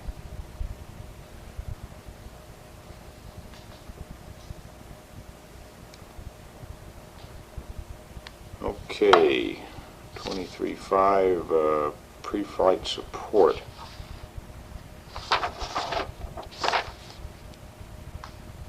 flight support was excellent in the flight data file area. And one specific item that I had was once the flight plan was well established, just about at the final stage, I had two or three briefing sessions where in the portions of the lunar orbit flight plan that I was going to be during which I would be was going to be in the spacecraft, in the CSM. We went over in detail the attitudes and maneuvers and the window availability, so that I was able to plan in a very short amount of time, with minimum effort on my part, my own personal observations of the lunar surface, and which went very well as far as planning was concerned. Appreciated that. That was extra, above and beyond the call of duty on the part of the flight planners, and I appreciated their taking time out to do that for me.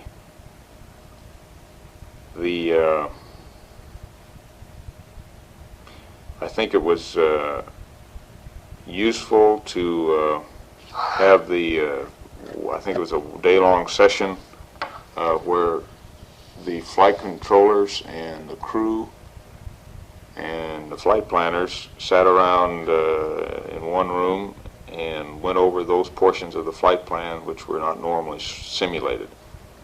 It turned out that the flight plan had been so well done that I doubt if there were any specific items that came up that we needed to change, or there seemed to be a lack of coordination on. This was in contrast to previous flights where I think we were still learning, all of us were learning on how to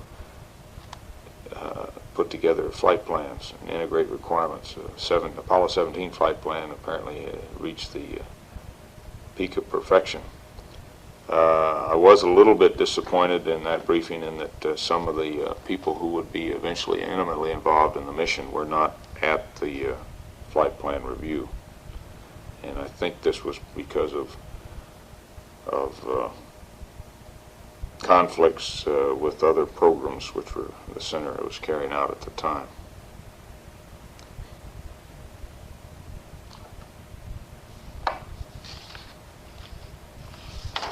Okay, 24.0, visual sightings.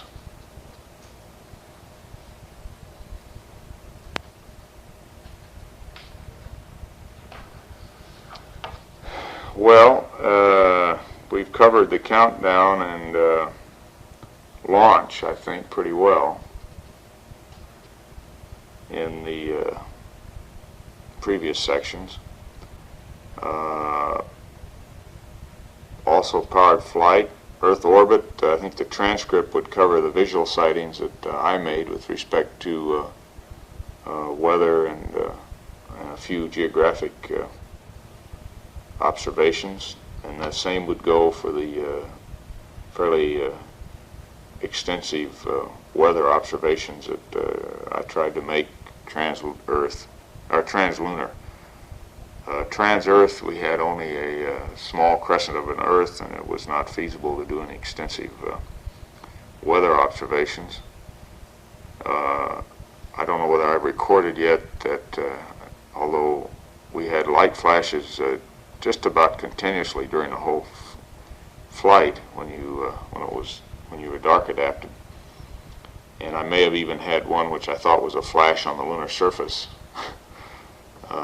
during the first rev. That one period of time when we had the blindfolds on for the AlphaMet experiment, there just were no visible flashes. Although that night, before I went to sleep, I noticed I was seeing the light flashes again.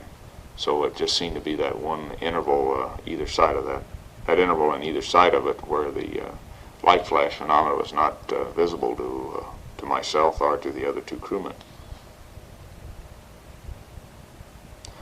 Lunar orbit, I think the transcript and my crew notebook would cover all the visual sightings that I can remember at this stage without going over it orbit by orbit and feature by feature with the photography, and I think that has to come later. Entry we've covered in the previous briefings, and I think the same goes for landing and recovery. Why don't you stop at a second text and 25.0 pre-mission planning for the LMP.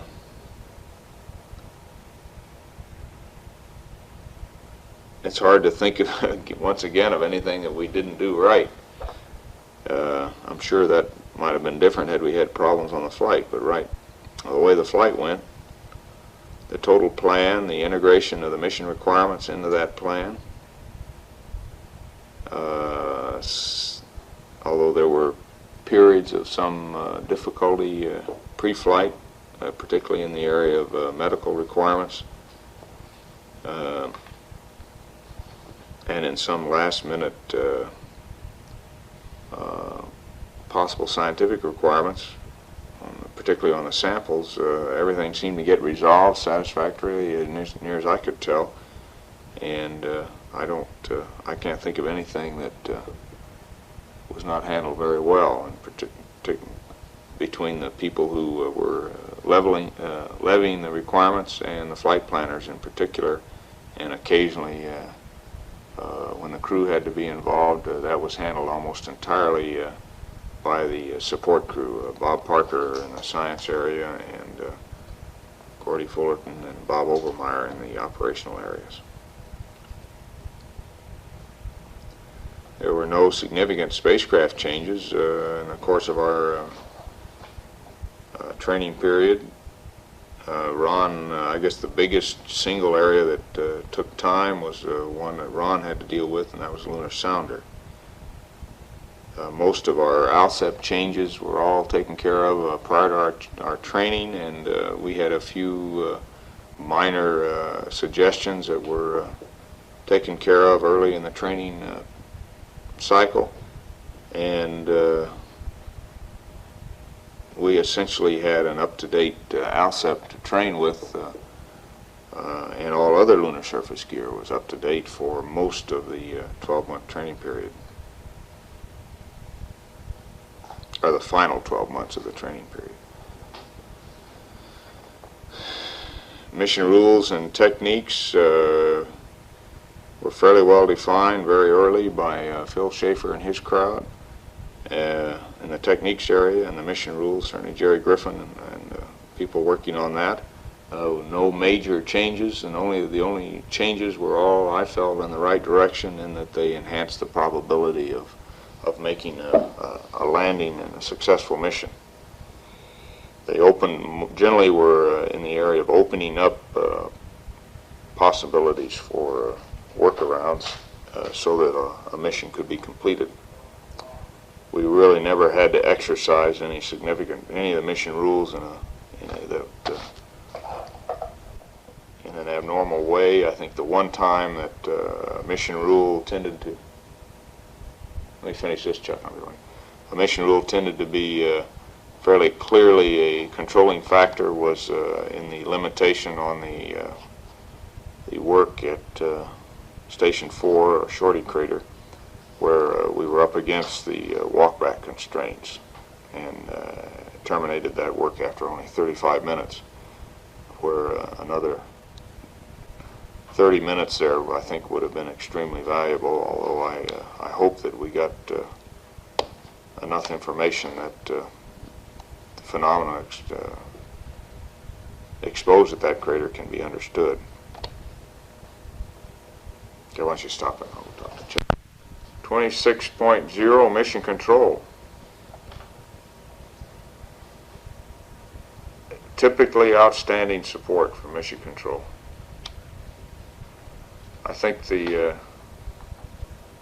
this includes the number of extracurricular hours that the LIM people and the ECOMs for the CSM in particular put in with me on Saturdays and and other times just generally talking over systems and techniques, and mission rules, and that was a major factor in helping me understand and keep up to speed on those items. I think the help that they gave me in designing, and fact is they essentially did the design of the emergency cue cards that we did for Apollo 17 for the LEM, was a major contribution. Although fortunately we did not use them, they still made it possible to understand very quickly systems problems and to solve those problems in the simulations, and had we required them, I think it would have gone very well. I particularly want to point out the help that Dick Thorson gave in organizing most of the LEM sessions, and even some of the joint CSM LEM sessions that we had.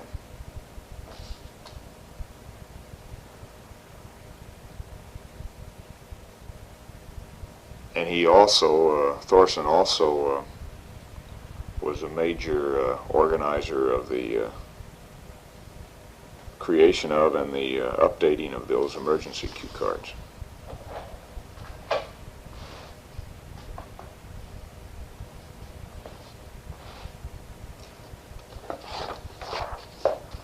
Human factors, 27.0. Oh, let's go back. That's one other comment on 26.0. Post-flight, it's my understanding that some of the things I had hoped could be done during the flight were not possible because of real-time discussions in the mission control. Specifically, one of those things was to have some summary of the thinking of the science backroom given to me while in flight, and that would be the thinking based on the data that we had transmitted to them verbally and in a sense visually through the television camera. I had hoped that I would have the benefit of their thinking, but apparently this was not possible to do. I would like to think that in the future we can look at ways of using the team approach to science investigations in space, rather than depending solely on the observational capability and the interpretive capability of the men who are performing the job. There's no reason that I can see to not use all the brain power that's available for any given task, and part of that brain power is on the ground.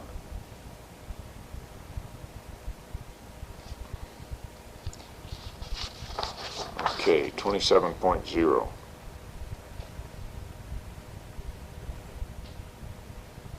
Human factors, pre-flight. The brunt of the discussions and organization from the crew point of view of the pre-flight health stabilization control program was borne by the commander,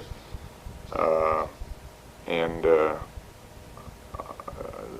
LMP just sort of went along with whatever was decided. I personally did not find any great difficulty in working out and adhering to the requirements of that program. I think medical care, although very limited requirement, was good.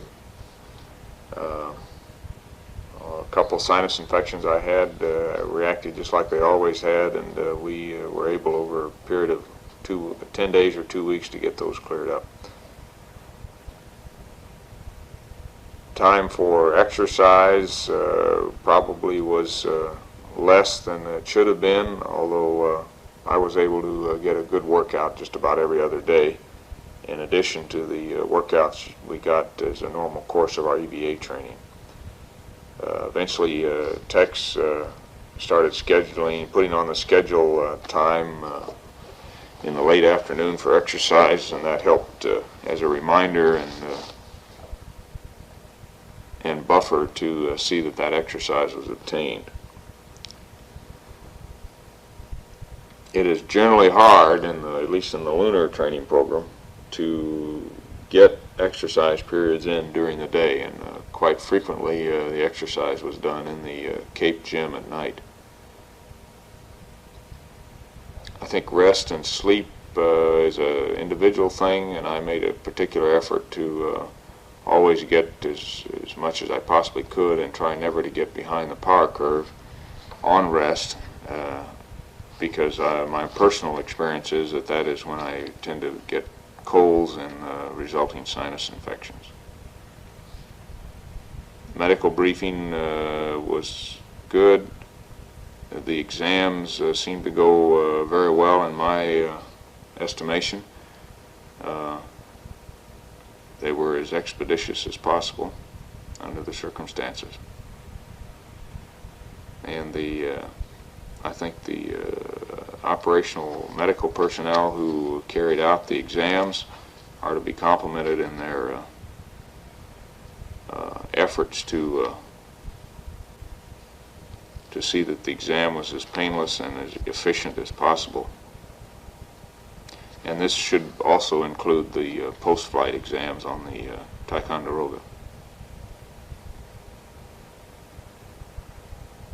Eating habits and amount of food consumption were normal, except during those periods of time when we were on the in-flight food prior to launch. And those times there tended to be, in my case, a decrease of appetite, and certainly although the food was certainly palatable, my appetite did go down, and it certainly was not possible for me to eat the amount of food that was provided for me. This also applied to space work, but in the case of the in-flight eating, although I did not eat everything that was available to me in my food packages, I apparently needed to if I had wanted to avoid losing weight. My appetite was down, but also apparently for some reason I had a loss of weight, and at this time of this recording my weight is still down, has not gone up to pre-flight levels, which may have been a little high, by the way. Okay, 17.2 flight, appetite and food preference. Well, I just discussed that a little bit, and the appetite in flight versus 2 weeks pre-flight was less, again, except for when we were testing the pre-flight food, when I also had a low appetite. No notable differences in the taste of food. I think the things I liked pre-flight, I liked in space, and the things I didn't like, I also didn't like. I didn't notice any differences.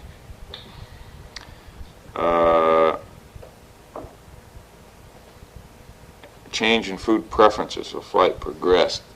I tended to start to prefer to eat the wet packs, and would eat those in preference to any of the other solid foods. I would strongly recommend, from my personal point of view at any rate, that the wet packs be used in preference to the rehydratable. Now, I think that probably you get a different opinion from the other crewmen.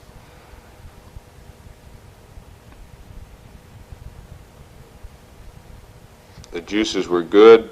After the first period of one and only period of difficulty with loose bowel movements, I did cut out the potassium indicated foods, and although I can't say whether that had any effect or not, but I did not have any other bowel movements, and certainly no more loose ones. before the end of the flight. The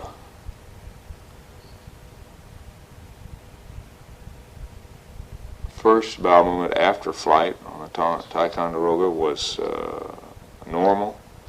The second was very loose. The third was normal, and the fourth and fifth very loose.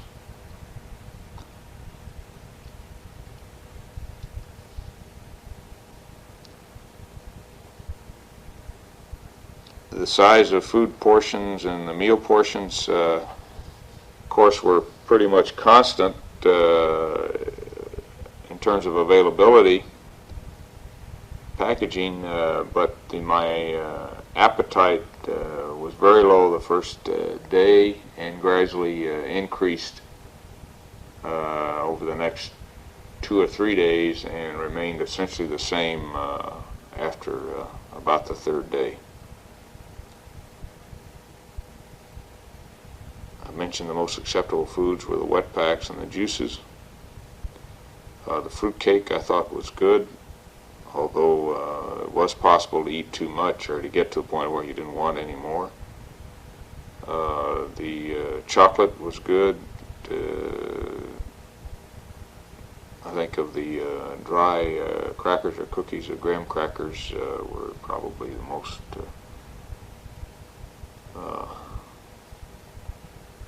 tasty. And peanut butter and jelly sandwiches were quite good.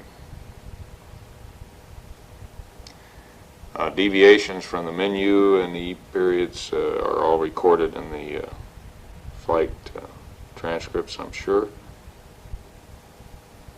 Okay, food preparation and consumption.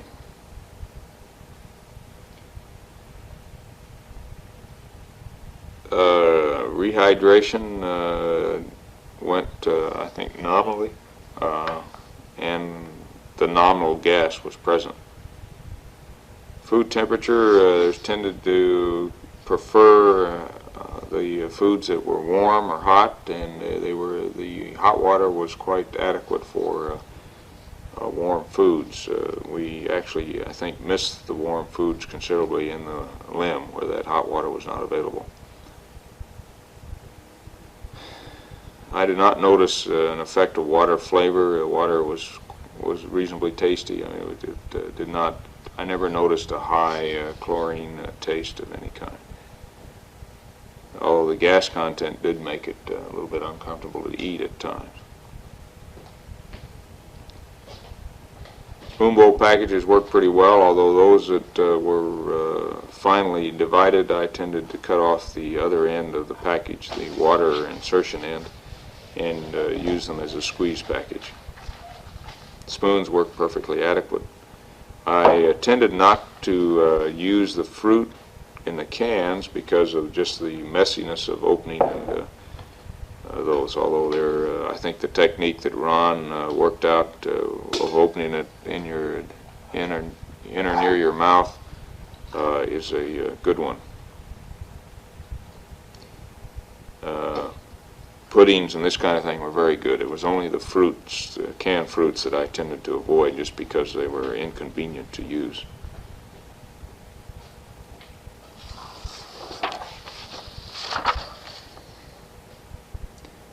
Food bars during the EVAs I think were good to have, although I never ate more than half of one. It wasn't because it was untasty, it's just because of a maybe a lack of interest in eating and using that time during the EVAs. I think after the EVA, before and after EVAs in the limb, ate very well. There were some things, though, we did not, we avoided. And I guess in my case, after having corn chowder once and it stimulating a major bowel movement, although not a loose one, I did not eat corn chowder. I did not eat the cocoa because I tended to feel like I got a little more gas from cocoa and an aftertaste. I did not eat the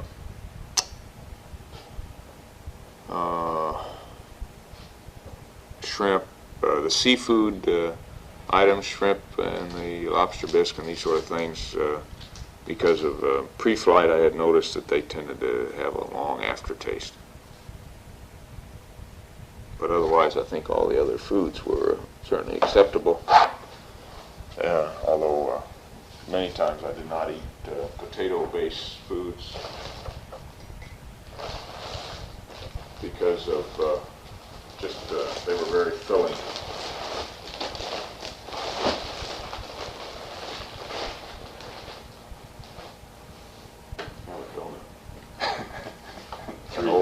Three-day-old donut. Okay, food waste storage. I don't know how the germicidal tablet worked. The pouch was okay. Would have been nice to have a little dispenser that was easier to use than the pouch. I don't know whether that would be possible to do or not. It seems to me it would, a little tube dispenser of some kind where they came out more easily. You didn't tend to, we generally just cut the corner off a pouch and squeezed them out, but it was a little inconvenient, nothing major. We used the germicidal tablets, I did at any rate, in all the juice bags and the food spoon bowl bags and the wet packs. I did not use them in the tea and coffee. Undesirable odors, really, except for the passing of gas occasionally by the other crewmen and some occasionally by myself. Undesirable odors were at a minimum. I did not find that the atmosphere was unpleasant as a general rule.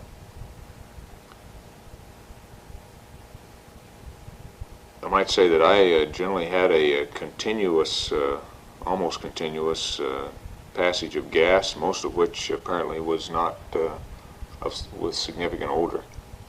Only occasionally that it seemed to be objectionable to the other crewmen.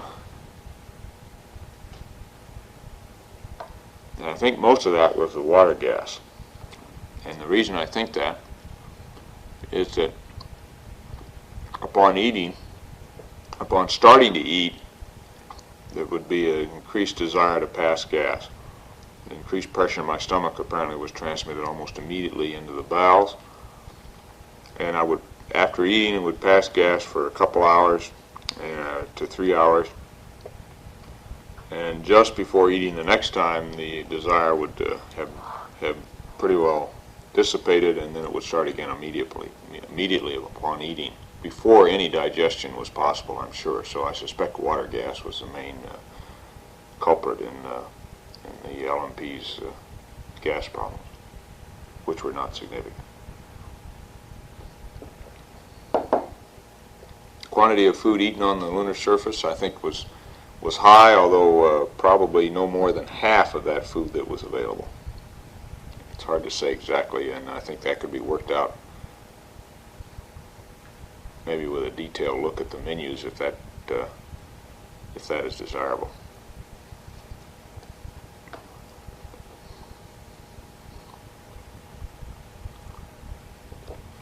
And to estimate the quantity would be very difficult. Quantity of food discarded on the lunar surface would be difficult without looking at the detailed menus and checking off those items that I'm sure we ate, that I ate at any rate. Skylab fecal container. I don't know that we had that. Oh, she did, but we used a blue bag. Oh, that's right. We flew that on 14 in this one. The blue bag is not a bad way to defecate unless the stool is loose. If it's loose, it's just about impossible to use. And I don't know what you do in zero gravity for loose stools. I don't know of any clever way to prevent that being a problem, and I'm not even sure whatever the Skylab people are using will prevent that from being a problem. The best thing you can do is to work out prevention of loose stools rather than trying to handle them after you get them. It is, a loose stool is one of the major hygiene and sanitary and operational problems that you can have on a flight. I can't emphasize that more. You can If it happened on a regular basis, on a daily basis, you would, I think, eventually cut the efficiency of the crew member with the problem by a significant percentage, possibly as much as 30%, depending on the magnitude of the problem. I think it's important to try to understand why Apollo 17 was different than 16, and at least in the delay of a problem with loose tools until about the 11th or 12th day, and in the case of the commander, no problem with loose tools. And my personal opinion at this point, based on very little information other than observation in flight and thinking about levels of electrolyte intake, is that with the electrolyte quantity down from that imposed on Apollo 16, that we did not reach a electrolyte saturation level until the 11th or 12th day in terms of this CMP and the LMP, and in terms of the commander, because his electrolyte intake was generally less, I think, and that can be documented, he did not reach a saturation level at all. And when that saturation level was reached, however, in the case of the CMP and LMP, I suspect that the electrolytes we were eating were dumped, in a sense, or concentrated in the intestines and tended to act pretty much as a laxative, and as an Epsom salt type laxative, if you will, and concentrate water in the stool.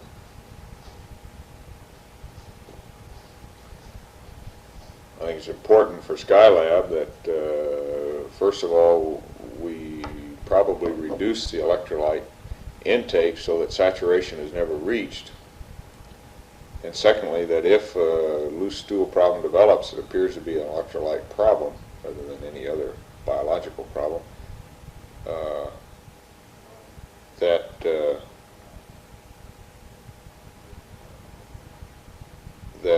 we decrease the intake of electrolytes. This is what I did on my own, and whether or not it worked or not is hard to say, because the flight was terminated before any other stools occurred.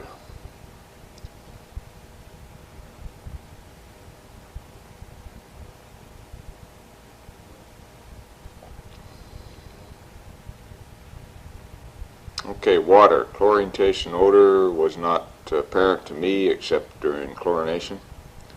Iodine taste and odor is very slight, apparent in the limb water, but not of any significance to the LMP. Physical discomfort, no physical discomfort for the LMP, other than tiredness on occasion, and in the case of the EVA work, sore muscles and the bruises under the fingernails. Gas water separator didn't work very effectively, and I'm sure that's been discussed elsewhere.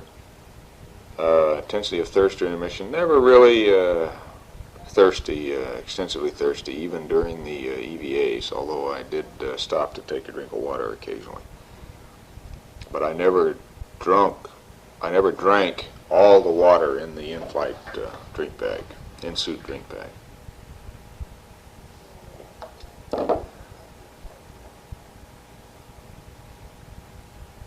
Work, rest, and sleep. Okay. Hey Tex, yes. Could you try to call the trailer? Where was I? Work, rest, sleep for the LMP. The difficulty in going to sleep was variable, and when Seconal was used, generally no difficulty in going to sleep. When it was not used, I guess there was a tendency to stay awake a little bit longer, but on other occasions, the absence of Seconal did not seem to affect the rate of going to sleep. There was a tendency on several nights to go to sleep and then wake up fairly soon after going to sleep, within an hour. And then the second time took a little bit, maybe sometimes took up to an hour to go back to sleep. But I feel that the medical log reports that for the LMP were generally valid, that probably an average of 5.5 to 6 hours of sleep per night was good, and I don't think, except for maybe one night somewhere in there, did I go much below that. But the sleep was rarely, probably never continuous for more than 3 hours without waking up. I feel that 6 hours is adequate sleep for the kind of work we were doing in space. However, the programming of 8 hours is necessary in order to get 6 hours because of the periods of wakefulness during sleep periods, and for just the difficulty in getting the cabin organized and everybody to bed at the programmed time. So maintaining an 8-hour sleep period is, I think, mandatory in order to obtain the 6 hours that is probably all that is required to perform the mission without getting tired or getting behind the power curve, as they say, with respect to sleep. Restraints, I had the feeling that, did you find anybody over there? I had the feeling that I wanted to have my head and limbs restrained in order to get a good sleep, although I did sleep at times without that restraint. If I were rebuilding the sleep restraints for my personal use, I would make them smaller with a somewhat more feeling of restraint. They're a little bit large, I would say, for use.